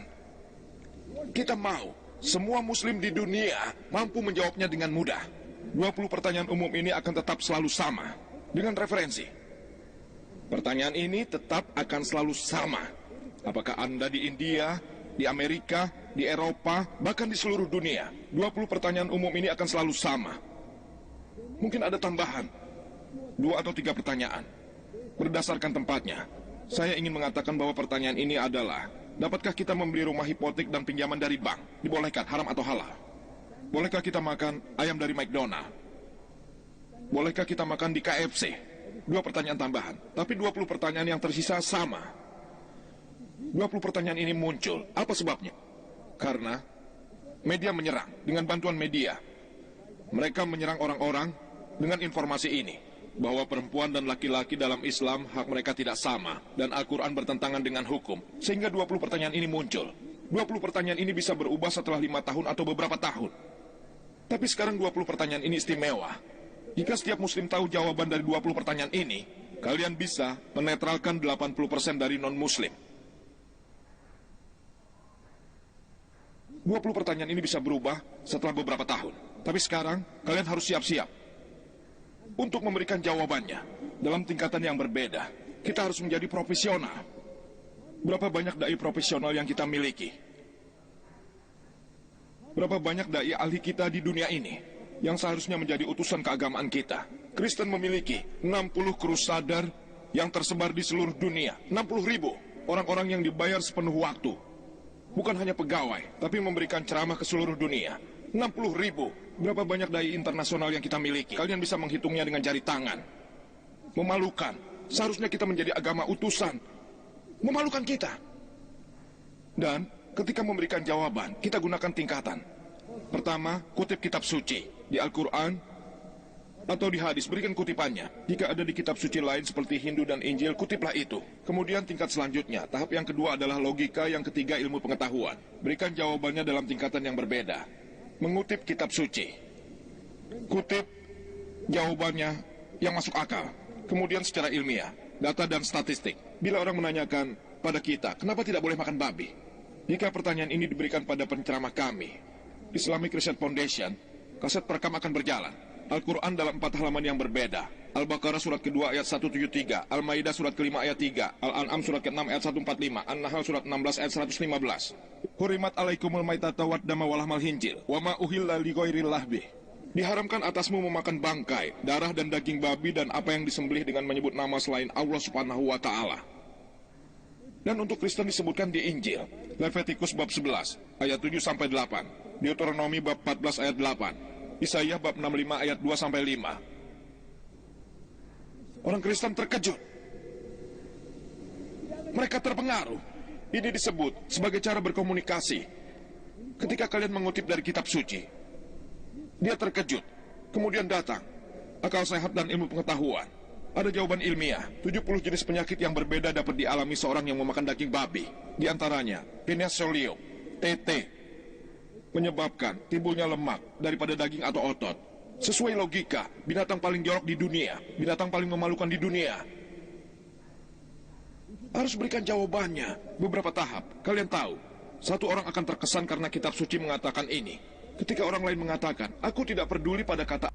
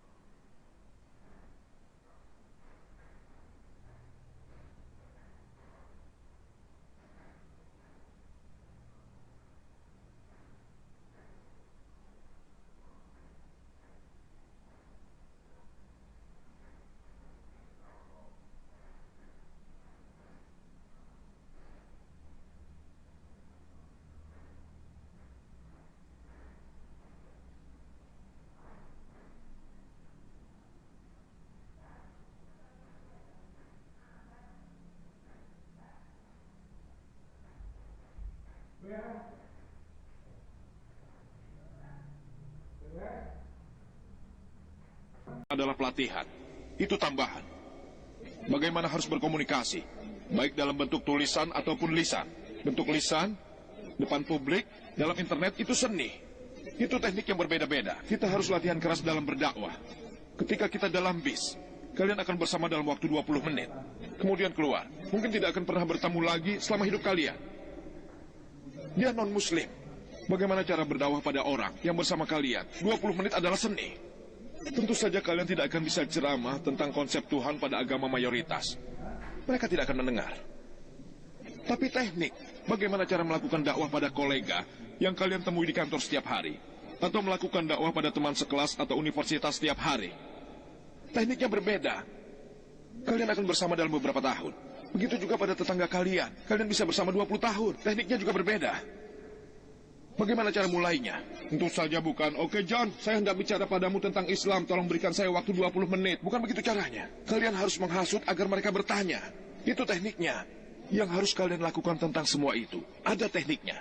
Kalian bisa lihat kaset saya tentang teknik berdakwah. Saya sudah memberikan ceramah tentang bagaimana caranya menghasut orang. Sehingga mereka akan berkata, tolong beri waktu saya setengah jam, saya ingin tahu tentang Islam. Orang yang sama, itu tekniknya. Seperti cara ingin memberikan kami uang agar menampilkan acara kami. Bagaimana cara berbicara di atas panggung, bagaimana jarak mic, cara menggerakkan tangan, memperagakan suara, semua ada tekniknya. Itu ada seninya. Misionaris Kristen, mereka terlatih di Universitas Howard. Kalian tahu, mereka MBA. Berapa banyak MBA yang kita miliki dalam bidang dakwah? Berapa banyak? Berapa banyak? Hanya sedikit yang kita miliki di antara kalian. Alhamdulillah kami memiliki MBA di yayasan kami. Nursa Nurani adalah seorang MBA. Kami punya dokter medis yang menjadi dai penuh waktu selain diri saya. Kami punya orang terlatih yang terbaik di masyarakat. Di umat muslim apa yang kami miliki? Pertama, masukkan sekolah. Jika gagal, baru jadi ulama. Ketika dia tidak berhasil, baru jadi masuk ulama. Padahal kita membutuhkan yang terbaik dari masyarakat untuk mengajarkan Islam, bukan orang yang gagal. Alhamdulillah kita punya ulama terbaik. Karena Allah, bukan karena kita. Kita perlu yang terbaik. Kita ajarkan ilmu pengobatan. Jika dia mampu, berarti dia memiliki tingkatan tertentu. Biarkan seorang laki-laki atau perempuan memasuki bidang dakwah. Saya telah menghabiskan banyak rupiah untuk menjadikan dia dokter. Saya sudah berkorban banyak agar anak saya bisa menghasilkan uang. Macam apa? Saya telah membuatnya menjadi insinyur. Saya mengeluarkan banyak penderitaan. Kenapa sekarang dia harus berdakwah? Jika dia gagal di kelas rendah, kalian mengatakan saya telah berkorban untuk Islam. Munafik! Munafik! Siapa kita ini? Kita memerlukan dan membutuhkan yang terbaik dari umat, bukan yang gagal. Meskipun begitu, alhamdulillah, kita punya sarjana yang hebat yang berasal dari Darul Ulum. Mereka berusaha keras. Kita memang memalukan. Kita perlu orang terlatih. Islam bicara tentang keunggulan mutu, tentang yang terbaik. Kita khairu ummah, kita yang terbaik. Apa yang kita lakukan harus menjadi yang terbaik. Saya pernah berkata, mungkin saja kalian pekerja kecil atau penyapu jalanan, tapi jadilah yang terbaik. Cobalah menjadi unggul. Jika kalian tukang sepatu, jadi tukang sepatu yang baik. Jika pekerjaan itu sah menurut hukum dan halal, pastikan menjadi yang terbaik. Kita memerlukan yang terbaik. Sekarang, media komunikasi berkembang. Seluruh dunia telah menjadi global. Mudah berkomunikasi, dan jika kita muslim, jika kita tidak menyebarkan keyakinan kita, saya merasa kasihan. Saya tidak merasa susah karena Islam. Apakah kalian tahu kenapa? Allah memberikan janji. Dalam Al-Quran, 3 kalimat. Al-Taubah surat ke-9 ayat 33, Al-Sab surat ke-61 ayat 9. Wallazi arsalallahu bil huda wa dinil haq liyuzhirahu 'ala dini kullih walau karihal musyrikun. Allah telah mengirimkan utusannya dengan petunjuk dan kebenaran yang akan memenangkan atas segala-galanya jalan hidup, atas segala agama. Apakah itu komunis, sekuler, ateis, Islam akan menang dari semua itu, mengalahkan semua, menguasai semua. Seberapapun kalian menyembah berhala, seberapa musyrik pun kalian, Allah mengulangi pesannya dalam surat Al-Fat surat ke-48 ayat 28. Wallazi arsalallahu bil huda wa dinil haq liyuzhirahu 'ala dini kulli wa kafa billahi syahida. Allah mengirim utusannya dengan petunjuk dan kebenaran yang akan memenangkan atas segala jalan hidup, atas semua aliran. Apakah itu ateis, komunis, sekuler, agama apapun, Islam akan menang dari semua itu, mengalahkan semua, menguasai semua. Cukup Allah sebagai saksinya, dengan atau tanpa kalian maupun saya. Dia tidak sebanding dengan kalian dan saya. Siapa kita? Kita bukanlah apa-apa. Dengan atau tanpa kalian maupun saya, Allah telah berjanji pada din Islamnya, dinul haq, berlaku di seluruh dunia. Allah tidak membutuhkan kalian dan saya. Allah punya caranya. Allah telah memberi kita kesempatan untuk pekerjaan menguntungkan dan ganjaran menguntungkan. Memalukan. Allah tidak butuh kalian dan saya. Allah memberikan kita kesempatan. Segeralah, selagi matahari masih bersinar. Jika kalian mau, surgalah balasannya. Allah tidak butuh kalian dan saya untuk sebarkan agamanya. Dia memberi kita kesempatan untuk memperoleh kebaikan. Al-Quran mengatakan dalam surat An-Nahl surat ke-16 ayat 125. Utu ila sabili rabbika bil hikmah wa mau'izatil hasanah wajadilhum billati hiya ahsan. Serulah manusia kepada jalan Tuhanmu dengan hikmah dan pelajaran yang baik, dan bantahlah mereka dengan cara yang baik. Saya akan mengakhiri dengan kutipan Al-Quran, surat Fusilat, surat ke-41 ayat 33 yang mengatakan, Waman asanu qawlam mimman da'a ilallahi wa amila solihan, wa qala innani minal muslimin. Siapakah yang lebih baik perkataannya daripada orang yang menyeru kepada Allah, mengerjakan amal soleh dan berkata, sesungguhnya aku termasuk orang-orang yang berserah diri. Waqrut dahwana walhamdulillahi rabbil alamin. Astagfirullah. Terima kasih Dr. Zakir Naik. Sekarang kita menuju ke bagian kedua dari acara kita, yaitu sesi tanya-jawab. Sebagai tujuan dari sesi tanya-jawab, kita memiliki kertas selipan untuk ditulis dengan pertanyaan. Bila ada di antara kalian yang ingin mengajukan pertanyaan langsung kepada Dr. Zakir Naik, telah disediakan 2 buah mikrofon di auditorium. Kita ada 1 di bagian perempuan, dan bila ada yang ingin mengajukan pertanyaan pada Dr. Zakir Naik, dapat mengajukan pertanyaan padanya lewat mikrofon yang ada di sebelah sana, dan kita ada 1 di sebelah sini, tepat di depan di samping panggung, dan anggota dari para hadirin laki-laki yang hendak mengajukan pertanyaan juga bisa melakukan hal tersebut. Semua yang hendak bertanya akan dipandu dan diawasi saat sesi tanya jawab, agar kita semua dapat memperoleh hasil yang maksimal pada hari ini. 1 pertanyaan saja yang akan dibolehkan untuk ditanyakan. Jika Anda memiliki lebih dari 1 pertanyaan, tolong tunggu kembali giliran Anda di akhir antrian supaya ketika giliran Anda datang kembali, Anda dapat melakukan pertanyaan lagi. Setelah mengajukan pertanyaan, tolong jangan kembali dulu ke bangku Anda, tetaplah berdiri pada posisi Anda, sehingga Dr. Zakir Naik dapat menjawab langsung pertanyaan Anda. Marilah kita memperoleh pertanyaan kita, sehingga dimohon kita bisa lebih cepat memulainya. Dimohon, silakan pertanyaan yang pertama. Assalamualaikum. Sebagai syarat untuk mempromosikan Islam, apakah boleh untuk menggunakan kutipan dari terjemahan Al-Quran? Dan jika boleh, bagaimana caranya kita tahu terjemahan yang mana yang adalah asli? Pertanyaannya adalah bahwa untuk promosikan Islam memberi pesan dari Islam, dapatkah kita mengutip dari terjemahan Al-Quran? Bagaimana caranya kita tahu itu adalah asli? Saudariku, ada banyak terjemahan yang tersedia dari bahasa Arab, tepatnya ada ratusan, lebih 100. Apa yang harus kita lakukan? Seseorang merupakan ahli dari kedua bahasa itu, Urdu dan Arab. Kita harus tanyakan pada kedua ahli bahasa itu, yang mana terjemahan yang baik. Yang terbaik bagi kita adalah setiap muslim harus tahu bahasa Arab dan bahasa dia sendiri, yang paling bisa. Sehingga dia sendiri yang bisa memutuskan, dia sendiri bisa memperoleh pesan dari Al-Quran secara langsung kemudian menyebarkannya kepada semua orang. Karena saya tahu 80% dari muslim dunia tidak mengenal bahasa Arab, apa yang harus kita lakukan? Kita harus bertanya pada seorang yang ahli dalam bahasa itu. Misalnya saja ahli dalam bahasa Malaysia, Tamil, Urdu, dan bahasa Arab. Apakah benar atau salah? Orang yang bisa kedua bahasa itu, terjemahan manakah yang benar dan yang salah? Kalian bisa membandingkan terjemahan itu. Jika lebih dari satu, kalian temukan sebagian besar daripada mereka adalah sama. Di beberapa tempat, ada opini yang berbeda. Ketika opini yang berbeda muncul, kalian bisa bertanya pada orang yang mengerti kedua bahasa itu, yang mana yang benar. Dan orang yang tahu tentang hadis dan juga pengetahuan Al-Quran. Sering ahli tafsir Al-Quran juga tahu tentang hadis. Orang yang bisa Al-Quran dan hadis, dia akan menjadi orang yang lebih baik dari kalian, untuk menunjukkan pada kalian terjemahan mana yang baik dan yang tidak. Kita telah menerima selipan kertas dari pertanyaan di sini. Pertanyaan yang pertama yang diajukan pada Dr. Zakir Naik adalah, media selalu mengatakan Muslim sebagai sangat kejam dan juga biadab. Dan salah satu hal ini mereka kutip sangat sering adalah pemotongan hewan. Mengapa Muslim menyembelih hewan dengan menyiksanya, dengan menyakitkan, dan pelan-pelan membunuhnya adalah pertanyaan yang umum dari non-Muslim yang penulis kutip dari media. Bagaimana cara Anda menjawab serangan gencar ini?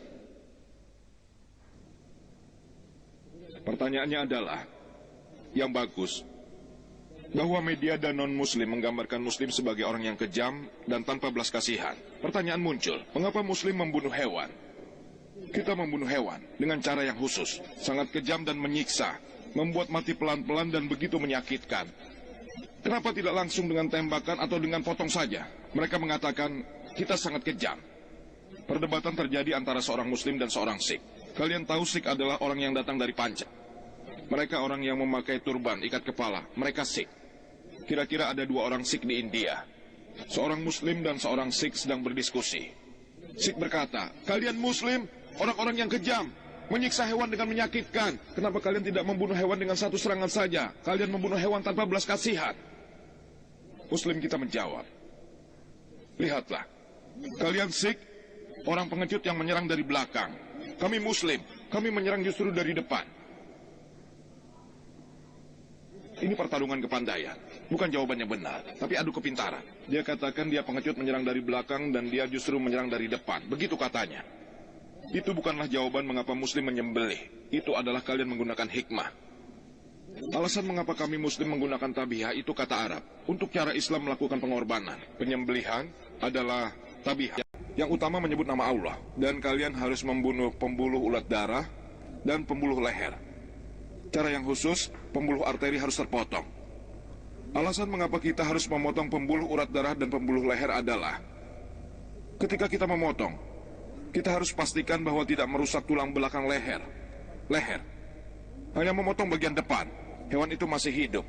Jantungnya memompa cepat. Sebagian besar dari darahnya mengalir keluar dari tubuhnya. Dari hewan tersebut, sebagian besar darahnya. Itu alasannya. Mengapa kami ingin darahnya? Alasan mengapa kami ingin darahnya supaya mengalir keluar dari tubuh hewan itu. Pengetahuan memberitahu kita bahwa darah adalah media yang sangat baik untuk kuman bakteri dan juga racun. Jika membiarkan darah itu bersama daging, akan ada kemungkinan besar bahwa kalian akan mendapatkan berbagai macam penyakit. Kita Muslim, orang yang bersih. Oke, bro. Itulah alasannya mengapa kita menyembelih dengan cara Islam. Selain itu, daging yang disembelih dengan cara Islam tabihah tetap segar dalam waktu yang lebih lama. Segar lebih lama dibandingkan daging satu potongan. Langsung satu tebasan, darahnya tetap di dalam. Darahnya tidak keluar. Itu perantara yang baik bagi kuman dan bakteri. Daging menjadi busuk dengan sangat cepat. Dengan tabiha segar dalam waktu yang lama. Selain itu, jika kita analisa, itu kesalahpahaman bahwa hewan tersebut merasakan sakit. Karena ketika kita melakukan tabiha, kita menyembelih dan memotong pembuluh leher. Aliran darah yang menuju ke saraf bertanggung jawab untuk merasakan rasa sakit. Aliran darah itu terpotong. Hewan tersebut tidak merasakan sakit, sebab aliran yang menuju ke saraf bertanggung jawab untuk merasakan rasa sakit. Sehingga hewan tidak merasakan sakit. Saya tahu hewan tersebut menendang dan meronta, tapi tendangan dan rontaan tersebut dikarenakan semburan aliran darah itu, bukan karena sakit. Bahkan dalam pengertian yang lain, ketika kalian pukul hewan dengan keras, hewan tersebut merasakan sakit yang hebat sekali. Potongan yang cepat, dan aliran darah yang mengalir menuju saraf terpotong, tidak merasakan sakit. Dia akan mati dalam beberapa menit, 3 atau 4 menit, bukan penyiksaan hingga mati. Dengan pukulan, seringkali hewan mati setelah 5 menit, seringkali. Terkadang bisa langsung mati, tapi bahkan sering juga hewan tersebut masih hidup. Dengan tabiha, dia tidak merasakan sakit. Meskipun dengan cara pukulan langsung mati, masih saja lebih tidak manusiawi dibandingkan cara Islam, yaitu darah yang mengalir keluar. Bersama dengan kuman dan bakteri, daging tetap segar dalam waktu yang lebih lama dan hewan tidak merasakan sakit sedikit pun. Silakan lanjutkan. Dimohon pertanyaan yang selanjutnya. Assalamualaikum saudaraku. Nama saya Junaida dari Manglor.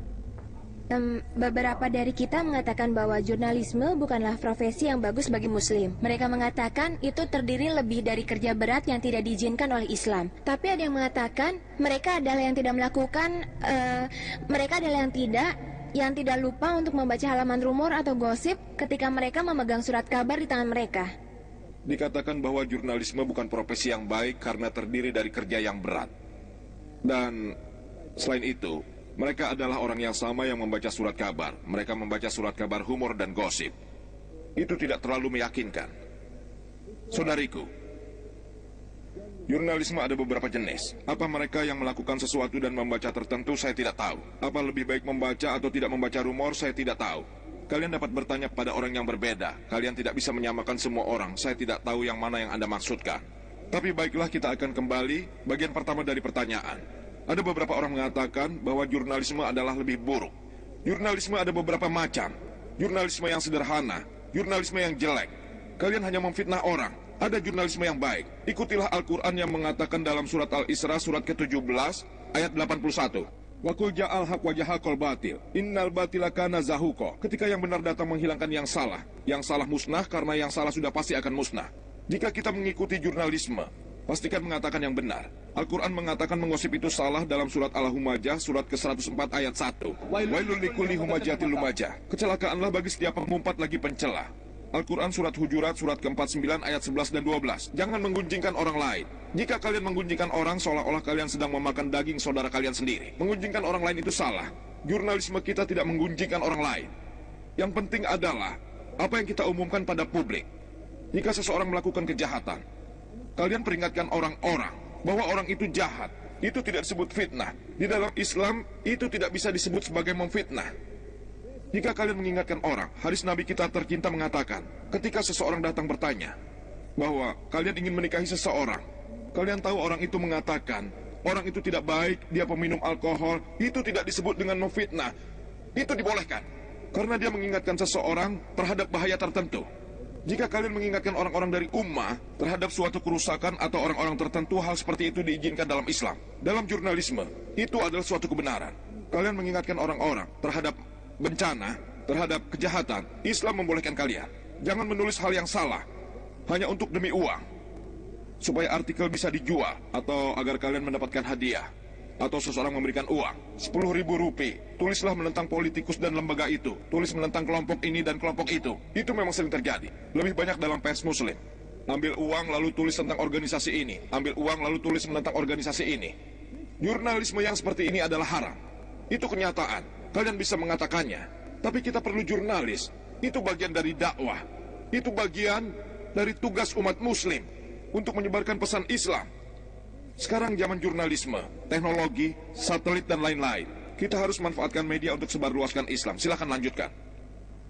Silakan pertanyaan dari bagian laki-laki. Assalamualaikum. Nama saya Asim Ali. Saudara Zakir Naik, pertanyaan saya adalah, telah diterbitkan dalam suatu artikel, saya tidak bisa menyebutkan nama majalahnya berhubungan dengan masalah Mi'raj dari Nabi Muhammad SAW. Dikatakan pada abad ke-6 dia sepenuhnya mengakui bahwa dia pergi ke surga. Bagaimana kita sebagai umat muslim menjelaskan kesalahpahaman ini? Pertanyaannya, dia membaca artikel yang mengatakan Nabi Muhammad pergi ke surga. Bagaimana umat muslim menjelaskan kesalahpahaman ini? Saudaraku, Nabi memiliki berbagai macam keajaiban. Nabi dapat melakukan keajaiban dari Allah Subhanahu wa Ta'ala. Yang Anda hubungkan pada Mi'raj Nabi Muhammad, referensinya diberikan dalam surat Al-Isra, surat ke-17 ayat 1. Bahwa Nabi dipindahkan dari Masjidil Haram ke Masjidil Aqsa.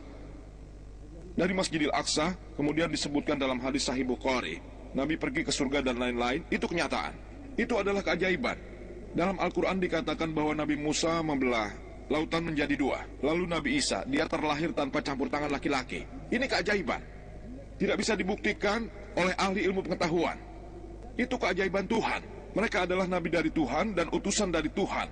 Mereka diberikan keajaiban. Dapat dilakukan atas seizin dari Allah Subhanahu wa Ta'ala. Silakan lanjutkan. Ada saudara kita dengan nama Joseph Matthew yang pertanyaannya adalah, kenapa Muslim menyebut Islam sebagai agama yang terbaik? Sementara ada banyak Muslim yang tidak bisa diandalkan dan tidak jujur. Muslim-Muslim ini terlibat penipuan, penyogokan, kecurangan, judi, dan obat-obat terlarang. Dapatkah Anda jelaskan? Mengapa kalian menyebut Islam sebagai cara hidup yang baik ketika kalian menemukan Muslim memakai obat-obatan terlarang, alkohol, dan juga lain-lain? Islam yang terbaik. Dalam video kaset saya memberikan ceramah Islam sebagai agama, Islam sebagai interaksi, dan mengapa Islam sebagai cara hidup yang paling baik. Islam tidak hanya bicara hal-hal yang baik, tapi juga bagaimana caranya untuk menjadi baik. Jika kalian dengar ceramah saya selalu bicara Islam sebagai cara hidup yang paling baik. Kalau kalian menemukan ada Muslim yang buruk dan mereka terlibat alkohol, obat-obatan terlarang, saya tahu memang ada kambing hitam dalam setiap komunitas. Memang ada Muslim, meskipun Al-Quran melarang alkohol, tapi ada Muslim yang meminumnya dengan cara sembunyi. Saya tahu itu. Tapi media dikuasai dunia barat. Media memproyeksikan Islam dengan cara yang salah. Kita memang punya kambing hitam dalam komunitas, bahkan dalam Muslim kita. Kambing hitam, seperti yang saya berikan contoh. Seorang Arab, 50 tahun, menikahi gadis berusia 16 tahun. Itu jadi judul utama surat kabar. Seolah tiap hari orang Arab memiliki kecenderungan seperti itu, suka gadis-gadis muda. Tapi kalau kalian temukan non-Muslim berusia 50 tahun memperkosa gadis berusia 10 tahun, itu tidak muncul dalam berita. Mereka kuasai media. Mereka mempengaruhi orang-orang untuk membuat Muslim terlihat seperti teroris, seperti fundamentalis, seperti orang-orang jahat. Mereka proyeksikan seperti itu karena media ada di tangan mereka, memberikan gambaran yang salah. Saya tidak mengatakan kita tidak memiliki Muslim yang jahat. Sebenarnya Muslim tidak bisa menjadi jahat, karena Muslim harus mengabdi pada Allah Subhanahu wa Ta'ala. Jika dia mengabdi pada Allah Subhanahu wa Ta'ala, dia tidak akan berjudi, merampok, memakai obat-obatan terlarang, dan memperkosa. Muslim ini Muslim dari nama saja. Mereka hanya Muslim di bibir saja. Tindakannya bukan Muslim. Bukan Muslim yang sesungguhnya. Mereka kambing hitam dalam komunitas kita. Meskipun begitu, Muslim secara keseluruhan, alhamdulillah dengan segala hal yang kita miliki. Alhamdulillah kami komunitas terbesar sebagai Thea Totaler. Yang artinya, kita tidak meminum alkohol secara keseluruhan. Kita adalah komunitas terbesar yang memberikan sumbangan paling maksimal. Alhamdulillah. Komunitas yang memiliki kesederhanaan paling maksimal. Tenang yang maksimum. Alhamdulillah, dengan semua kambing hitam yang ada. Pertama, kita harus menguasai media. Selain itu, meskipun seseorang mengatakan, baiklah, Muslim adalah buruk. Seandainya saya mengatakan saya setuju bahwa Muslim itu jelek, secara hipotesis. Tapi yang saya katakan, dalam ceramah saya, berbicara tentang Islam jalan hidup yang baik. Saya tidak bicara Muslim sebagai yang terbaik. Dan, seandainya kalian ingin menilai mobil, misalnya saja mobil Mercy, dan kalian ingin menganalisa seberapa bagus mobil itu. Orang yang tidak tahu bagaimana menyetir mobil, dia duduk di kursi supir dan menggoyangkan setirnya. Siapa yang salah? Supirnya tidak tahu cara mengendarai mobilnya. Dia tidak punya SIM. Pertama kali, kalian menyetir mobil, kalian tidak punya SIM. Mirip dengan itu. Jika seorang Muslim yang tidak memahami Islam secara benar, salahkan Muslimnya, jangan agamanya. Jika ingin menilai agama, nilai berdasarkan hukum dasarnya, Al-Quran dan hadis. Jika kalian menginginkan contoh dari Muslim, contoh Muslim yang baik, Nabi kita Muhammad SAW. Tidak ada yang lebih baik lagi. Jika kalian ingin menilai mobil, gunakan supir penguji, lalu kemudian nilailah. Begitu juga muslim, cari muslim yang baik. Dalam surat Al-Kalam surat ke-68 ayat 4, dan sesungguhnya kamu benar-benar berbudi pekerti yang agung. Dalam surat Al-Ahzab surat ke-33 ayat 21, sesungguhnya diri Rasulullah itu akan kalian temukan, suri teladan yang paling baik bagi kalian. Contoh yang terbaik adalah Muhammad SAW. Dia contoh yang baik. Jika ingin menilai Islam, contohlah dia. Tidak heran Michael Lecter, seorang Amerika. Dia adalah orang Kristen yang menulis buku tentang 100 orang yang paling berpengaruh dalam sejarah. 100 orang paling berpengaruh dalam sejarah mulai semenjak Nabi Adam sampai sekarang. Nomor 1 adalah Nabi Muhammad SAW. Dia bukan seorang muslim. Kenapa dia harus memberikan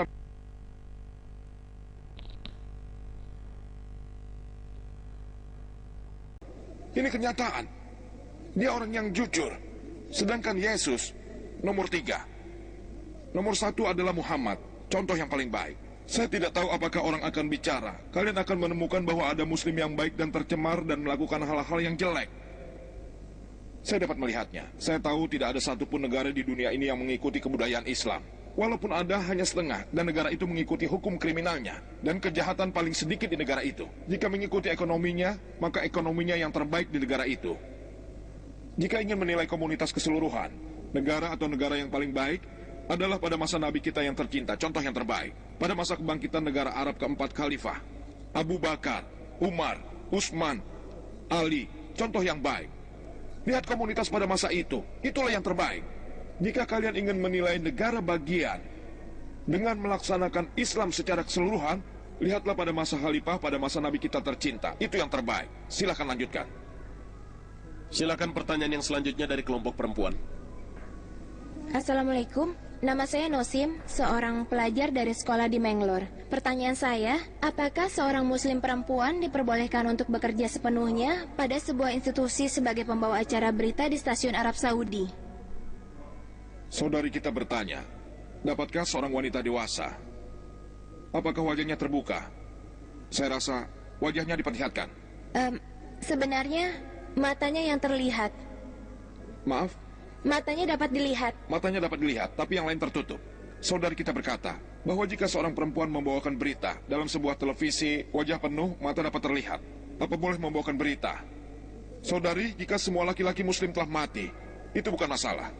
Apakah begitu? Laki-laki membawakan berita itu lebih baik, akan lebih mengena. Masalahnya adalah dakwah harus dilakukan. Wanita antara wanita, laki-laki antara laki-laki. Terkadang itu bisa dilakukan dalam tingkatan yang berbeda. Seperti yang saya lakukan ini, itu tidak masalah. 1 lawan 1 dan lain-lain. Yang perempuan seharusnya menjaga hijab. Dan itu berlawanan dengan hijab jika perempuan muncul di televisi. Televisi lebih disukai. Lebih baik laki-laki yang melakukannya. Jika semua laki-laki dan seorang perempuan muncul di televisi untuk memberikan ceramah, itu tidak masalah. Laki-laki masih banyak, alhamdulillah. Bagi perempuan, saya tidak keberatan jika penontonnya semua perempuan. Dia bisa menunjukkan wajahnya, bahkan tidak perlu menutup kepalanya, memberikan ceramah, memberikan pidato. Kalian pasti tahu bahwa Islam percaya pada 5 pembagian dari jenis kelamin. Untuk membawakan sebuah berita, pasti ada laki-laki yang tidak memperhatikan dengan baik dan mendengarkannya dengan baik. Dan itu akan menjadi sebuah kesalahan untuk membolehkan hal tersebut terjadi. Jadi lebih baik kalau laki-laki yang membacakan berita dalam kondisi seperti ini. Silakan pertanyaan selanjutnya. Dr. Zakir Naik. Dr. Naik, nama saya Mal Bukhran. Saya berasal dari Mangalore. Saya seorang insinyur teknik. Jadi Anda mengatakan di dalam ceramah Anda sangat perhatian pada kepemimpinan dari surat kabar Islam atau media elektronik. Diharapkan kita memiliki situasi di mana sistem pendidikan kita sangat miskin. Sehingga tentu saja kita tidak bisa mengharapkan kepemimpinan dari itu. Dan ada beberapa koran berbahasa Inggris yang sangat sedikit sekali koran berbahasa Inggris yang peduli. Dan pada tahun 1992 saya ingat, saya memperoleh sebuah kopian dari majalah Islamic Voice yang memberitakan tentang kematian Muhammad Asad. Dan di situ ditulis bahwa dia dilahirkan di negara Australia.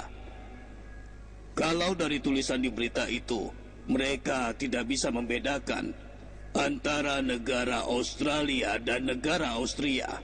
Itu adalah, maksud saya, bagaimana Anda bisa mengharapkan seorang non-muslim untuk menghargai berita Anda yang disebabkan karena kesalahan tata bahasanya. Jadi maaf jika pertanyaan saya tidak berkenan dengan yang Dr. Naik katakan. Tolong berikan saya sedikit waktu untuk mengatakannya. Tolong selesaikan pertanyaan. Saudara, bisa ulangi lagi? Saya tidak mendengar. Bukan, maksudku tidak begitu. Tolong ulangi lagi. Maksudku adalah kita harus memberitahukan pada anak-anak zaman sekarang di mana kekurangan dari pusat komunikasi massa dan kita tidak memperoleh pendidikan itu di antara muslim. Saya ulangi pertanyaan Anda. Itu pertanyaan yang bagus. Muslim sekarang tidak memiliki pendidikan yang tinggi. Kita tidak memiliki pelatihan yang layak. Pidato saya berdasarkan itu. Itulah sebabnya mengapa saya melakukan ceramah ini untuk memberikan semangat. Kalian bisa lihat kaset saya, cara memulai pendidikan yang baik. Saya berikan ceramah Islam pada anak-anak, menunjukkan bagaimana cara memulai sekolah. Berdasarkan dari Al-Quran dan hadis, bagaimana cara kalian memiliki sekolah yang baik. Punya pengetahuan dari dunia modern, begitu pula dengan Al-Quran dan hadis.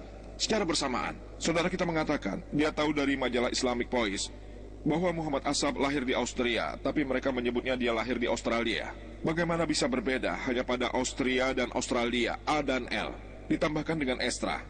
Jadi, lebih baik, apa kalian tahu? Times of India seharusnya surat kabar yang terbaik di India. Apa kalian tahu? Surat kabar berbahasa Inggris yang terbaik di India. Benar atau salah? Saya menghargainya. Apa Anda tahu? Jika saya menemukan pada halaman pertama, minim ada 20 kesalahan. Minimum. Paling sedikit 20 kesalahan. 20 kesalahan. Orang harus terlatih untuk menemukan itu. Saya tahu bahwa hanya baru pada halaman pertama. Paling sedikit kalian temukan. Apakah kesalahan spasi, kesalahan koma, kesalahan tata bahasa, padahal mereka memiliki orang terbaik di India. Kesalahan seperti itu terjadi mingguan atau bulanan. Tapi itu bukan berarti saya mendukung Islamic Voice. Saya beritahukan Alhamdulillah, dengan keterbatasan yang dimilikinya, setidaknya dia berbuat apa yang seharusnya. Saya akan memulai sebuah surat kabar. Insya Allah tidak ada kesalahan satupun. Kita muslim memiliki kebiasaan untuk menuduh. Oh, dia bukan apa-apa. Saya tidak menyalahkan Anda, saya tidak menyalahkan. Ini pandangan muslim. Saya tidak mengatakan pekerjaan orang salah. Tapi kita harus memiliki surat kabar yang memberi petunjuk tentang Islam. Alhamdulillah, tidak masalah. Tapi jika tidak bisa, setidaknya dukunglah itu. Jangan saling menyalahkan. Apa yang kita lakukan telah membuang banyak waktu. Tapi apa seharusnya yang kita lakukan? Dukung itu lalu buatlah surat kabar yang baru.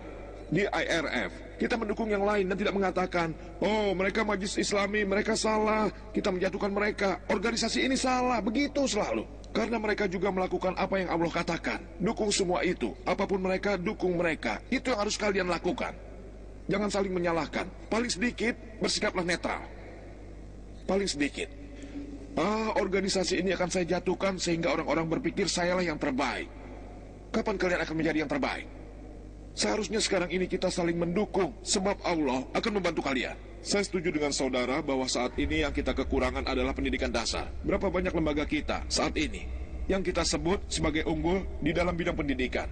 Saya telah mengirim putra saya untuk belajar ke luar negeri. Saya ragu dengan pendidikan muslim. Meskipun ada sekolah muslim di Mumbai, tingkat pendidikannya masih buruk.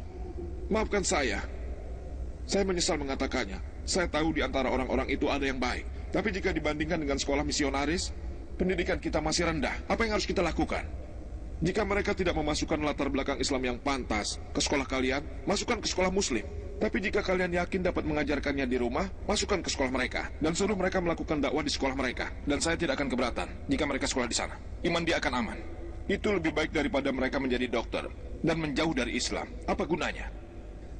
Sekali lagi, jika Anda cukup yakin untuk melatih anak-anak tentang Islam, sehingga mereka bisa berdakwah, saya tidak keberatan mereka masuk ke sekolah misionaris. Jika tidak, masukkan mereka ke sekolah muslim. Meskipun standar sekolah muslim itu rendah, setidaknya iman mereka akan aman. Itu lebih baik daripada menjadi dokter dan menjauh dari Islam. Apa gunanya? Jadi apa yang kita butuhkan sekarang? Lembaga yang unggul di dalam bidang pendidikan. Dalam pendidikan modern, begitu juga dengan din. Sayang kita punya pemisahan dari pendidikan. Ada yang mengajari Al-Quran, terpisah dengan mengajari pengetahuan modern. Mereka mengajarinya sendiri-sendiri. Al-Quran juga modern. Kita memerlukan suatu keseimbangan. Ini meningkatkan pendidikan Islam. Ada sedikit organisasi yang tertentu di dunia yang mengajarkan kedua pendidikan itu secara Islam. Al-Quran, hadis, syariah, dan pendidikan yang kita pelajari dalam ilmu pengetahuan dan teknologi. Kita punya ini. Juga orang-orang yang unggul dalam bidangnya. Insya Allah akan berhasil. Kita harus melatih orang-orang kita bagaimana cara melakukan perbaikan dalam teknik. Dan kesalahan teknik juga dalam bidang jurnalisme ini. Orang-orang itulah yang seharusnya menyadari mengatasi kesalahan teknik ini. Semakin berpengalaman Muslim di bidang ini, surat kabarnya akan menjadi lebih baik. Lanjutkan. Pertanyaan yang diajukan oleh anggota dari hadirin yang mengatakan, Islam sering menjadi sasaran utama di dalam media. Menyebutkan Islam sangat tidak toleran dan sangat fundamentalis. Dan mereka menyebutkan bahwa non-Muslim tidak dibolehkan berada di kota Mekah dan Madinah yang merupakan tempat suci bagi Islam. Kenapa begitu? Dan mengapa non-Muslim tidak diizinkan untuk berada di kota suci Mekah? Pertanyaannya adalah, Islam adalah agama yang tidak toleran, fundamentalis, dan mengapa non-Muslim tidak boleh ada di Mekah? Mengenai Islam fundamentalis, saya telah ceramah. Apakah Islam fundamentalis? Rintangan yang menghalangi dari kemauan, itu diskusi saya dengan pembicara yang lain. Kalian dapat mengacunya pada kaset tersebut. Kaset tersebut dapat memberikan rinciannya secara rinci. Pertanyaan pertama, mengapa non-Muslim tidak diperbolehkan ada di kota suci Mekah? Mengapa? Jika kita analisa, bahkan orang-orang India, saya orang India, jika saya pergi ke beberapa wilayah, saya tidak diperbolehkan. Misalnya wilayah kantonmen. Kantonmen wilayah militer. Pemerintah tidak memberi saya izin untuk pergi ke wilayah itu. Meskipun saya warga negara India yang dapat dipercaya, tapi tetap saja pemerintah tidak mengizinkan saya untuk pergi ke wilayah-wilayah seperti itu. Itu adalah wilayah khusus bagi orang-orang itu, yang sangat ahli terutama untuk melindungi negara kita, tempat pelatihan. Warga negara umum tidak diizinkan, mirip dengan itu. Islam untuk seluruh dunia, untuk semua manusia. Tapi wilayah kantonmen dari Islam yang kami sebut wilayah damai adalah Harmain, Mekah dan Madinah.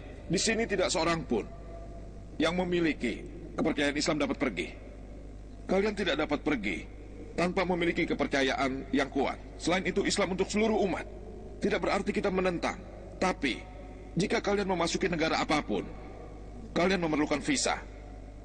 Jika harus pergi ke Amerika, ke Inggris, Singapura, Malaysia, saya harus punya visa. Ketika saya meminta visa, ada kuesionernya, pertanyaan yang harus dijawab, hal tertentu yang harus saya setujui. Sebagai contoh, bila saya ke Singapura, disebutkan dalam formulir imigrasi kematian bagi obat-obat terlarang. Hukuman mati bagi yang terlibat obat-obat terlarang. Saya tidak bisa mengatakan, oh, hukuman itu sangat berat. Saya tidak setuju. Jika tidak setuju, Anda tidak boleh masuk Singapura. Jika ingin ke Singapura, saya harus setuju. Jika tertangkap membawa obat terlarang, saya akan digantung. Hukuman mati. Tidak ada pilihan. Jika Anda tidak setuju, Anda tidak boleh masuk ke sana. Jika ingin memperoleh visa, kalian harus setuju dengan hukum negara itu. Mirip dengan itu. Jika manusia mana saja, jika ingin masuki Mekah dan Madinah, kalian harus punya visa. Visa bagi Mekah dan Madinah adalah mengucapkan secara lisan, La ilaha illallah Muhammadur Rasulullah. Tiada Tuhan selain Allah dan Nabi Muhammad. Mereka baik-baik saja.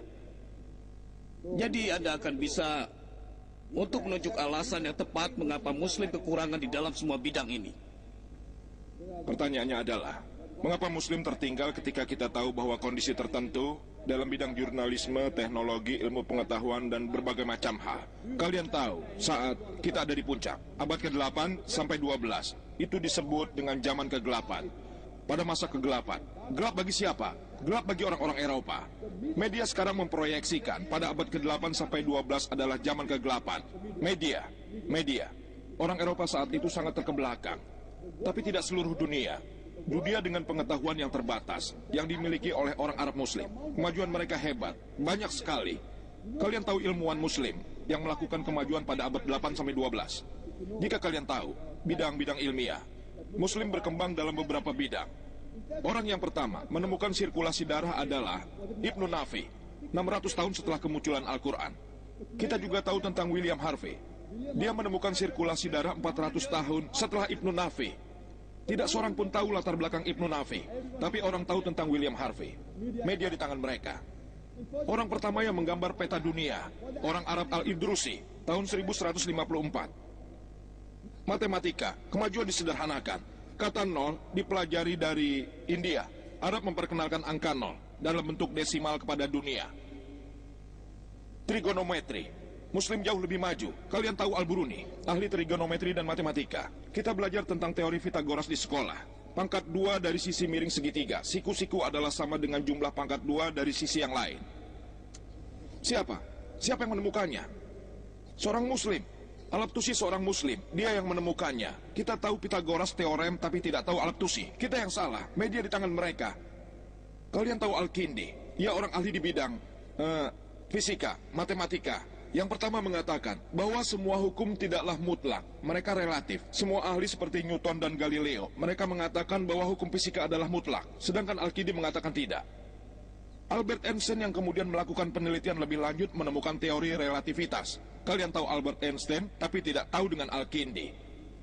Syakir, Muhammad, dan Ahmad, 3 bersaudara ini mereka menghitung luas permukaan bumi dengan mengukur sudut pada Laut Merah. Orang berpikir dunia datar. Orang pertama yang mengatakan ini, saya ingat waktu sekolah, Gabot.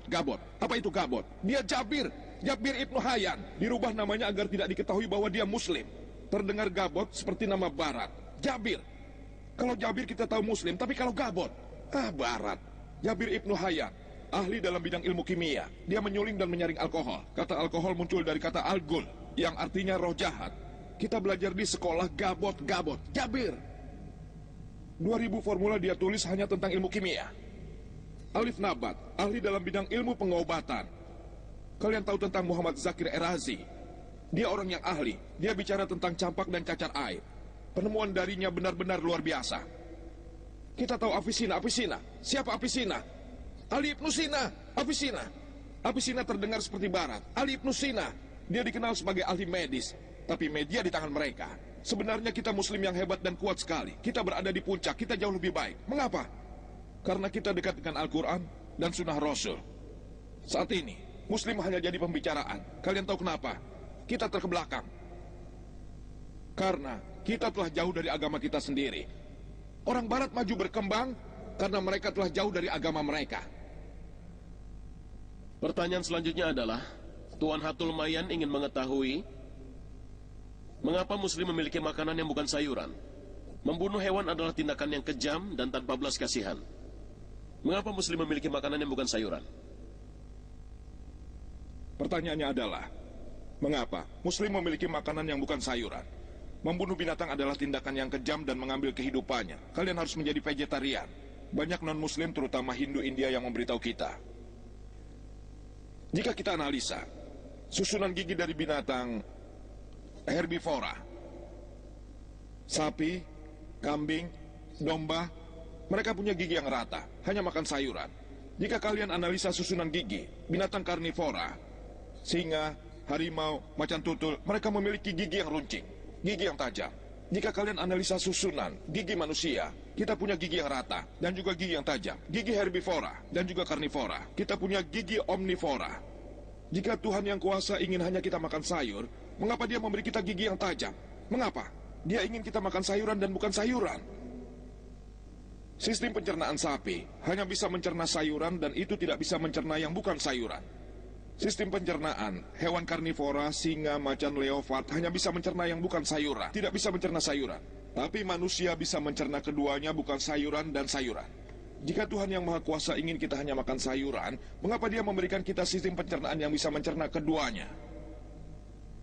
Jika kalian analisa, mengapa sebagian besar dari kitab suci, apa itu Injil, Veda, Rama, mereka memberikan izin untuk memakan yang bukan sayuran?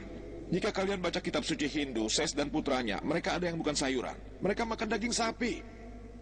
Jika kalian baca Ayot Yakandam, chapter 20, chapter 26, chapter 94, ketika Rama ada di Inpan Wanwas, dia bilang pada ibunya, bahwa saya harus mengorbankan daging saya yang enak tahun ini. Jika dia bilang seperti itu, berarti dia makan daging. Jika Rama makan daging, kenapa kalian tidak boleh? Orang mungkin tidak tahu ajaran dari Rama, tapi mereka pasti tahu ceritanya. Ketika Rama berada di Inpan Wanwas, istrinya berkata, pernah sekali Sinta meminta pada Rama membunuh seekor binatang kecil. Kalian pasti tahu cerita ini, pernah muncul di televisi, di komik. Sinta meminta pada Rama untuk membunuh seekor binatang kecil. Kalian tanya pada teman Hindu, kenapa Sinta meminta Rama membunuh binatang kecil seperti rusa? Beberapa orang pasti akan membantah. Mungkin Sinta ingin binatang peliharaan.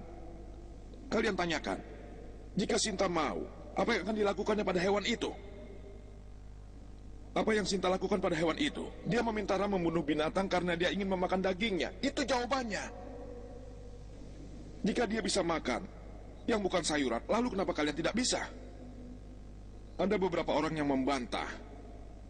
Jika kalian analisa, kitab suci Hindu memberikan izin. Tapi alasan mengapa mereka seperti itu adalah karena mereka terpengaruh filosofi yang muncul dari yang lain-lain. Percaya pada ahamsa. Jika kalian berdebat dengan mereka dan kalian berdebat menyerahkan bukan binatang, sebagian mereka, tanyakan mengapa mereka tidak makan yang bukan sayuran. Mereka akan beritahu, yang bukan sayuran itu membunuh makhluk hidup. Membunuh makhluk hidup itu jahat. Karena itu makan harus tanaman. Ilmu pengetahuan sudah berkembang.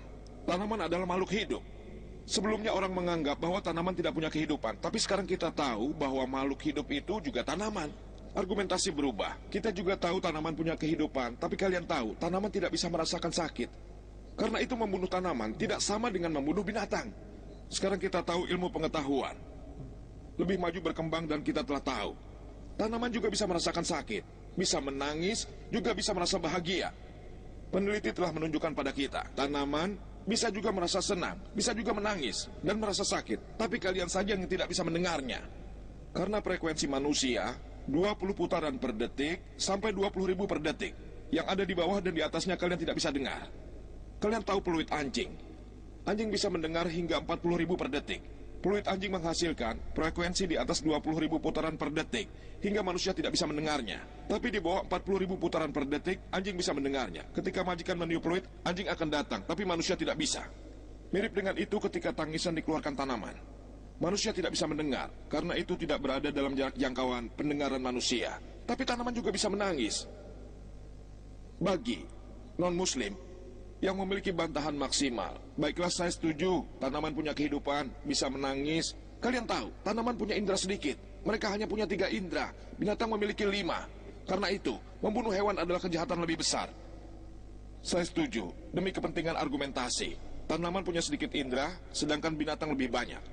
Tapi saya tanya, seandainya, saudara, laki-laki kalian, tuli dan bisu, kurang 2 indera. Tuli dan bisu, ketika dia tumbuh, kemudian seseorang datang dan membunuh dia, apa kalian akan mengatakan pada hakim, yang mulia, tolong berikan pembunuhnya hukuman yang lebih ringan karena saudara saya hanya punya 2 indera? Pada kenyataannya kalian tidak akan bisa mengatakan seperti itu. Dia telah membunuh orang tidak berdosa, maka bunuhlah dia. Dalam Islam, Al-Quran memberikan izin, kalian boleh makan daging. Al-Quran surat Al-Ma'idah surat ke-5 ayat 1, kalian bisa memakan daging dari binatang ternak, hewan berkaki 4 dengan beberapa pengecualian. Al-Quran surat Al-Nahl surat ke-16 ayat 5, dari dagingnya dapat kalian makan. Al-Quran surat Al-Mu'minun surat ke-23 ayat 21. Dalam hewan ternak ada petunjuk bagi kalian. Mereka memberi susu untuk diminum, dan di dalamnya terdapat banyak dari daging yang dapat kalian makan. Karena itu, Al-Quran mengatakan kalian bisa mengambil hal yang baik dari mereka. Tidak masalah memakan yang bukan sayuran. Silakan lanjutkan. Ada pertanyaan yang berhubungan yang ditanyakan oleh saudara kita yang non-muslim. Saudara Keridah ingin mengetahui, berdasarkan ilmu pengetahuan, bahwa apapun yang kalian makan memberikan pengaruh pada kelakuan kalian. Mengapa Islam membolehkan muslim untuk memakan makanan yang bukan sayuran? Karena jika kita memakan hewan, membuat orang menjadi kasar dan juga menjadi buas. Tolong jelaskan. Saya ulang pertanyaannya. Apapun yang kita makan memberi pengaruh pada kelakuan kita dan tindakan tingkah laku kita sendiri. Lalu kenapa Allah membolehkan kita makan yang bukan sayuran, padahal mereka sangat ganas sekali? Kalian tahu mereka kasar dan suka berkelahi dan suka menyerang orang lain. Itu mempengaruhi kelakuan kalian. Saya setuju. Ilmu pengetahuan mengatakannya. Yang kalian makan dapat mempengaruhi tingkah laku kalian. Karena itu, Quran mengatakan, surat Al-Arab surat ke-7 ayat 157 mengatakan bahwa Nabi telah membolehkan kalian segala hal yang baik dan melarang kalian hal-hal yang tidak baik. Itu membuat kalian diperbolehkan hal-hal yang menguntungkan bagi kalian dan melarang kalian terhadap hal-hal yang salah bagi kalian. Itu sebabnya dalam Islam disebutkan di dalam hadis Bukhari dan Muslim, kalian tidak boleh memakan daging dari binatang karnivora seperti macan tutul, harimau, kucing, dan lain-lain. Kita hanya boleh diperbolehkan makan daging binatang herbivora. Binatang karnivora mereka buas. Kita makan daging dari binatang herbivora seperti sapi, kambing, domba, sehingga kalian punya kelakuan seperti kambing, domba, sapi. Yang kita makan pengaruhi kelakuan kita. Sapi seperti sapi, dari domba seperti domba juga. Binatang herbivora, mereka binatang hewan peliharaan, penuh kasih sayang. Jangan memakan daging hewan karnivora. Kalian tahu, harimau, singa, macan tutul, begitu juga hewan pengerat seperti tikus. Nabi mengatakan dalam hadis Bukhari, begitu juga burung pemangsa seperti falcon dan juga vultur. Ini yang dilarang Nabi, karena kita orang-orang yang baik dan penuh kasih. Terima kasih Dr. Zakir Naik. Sesi tanya jawab telah berakhir.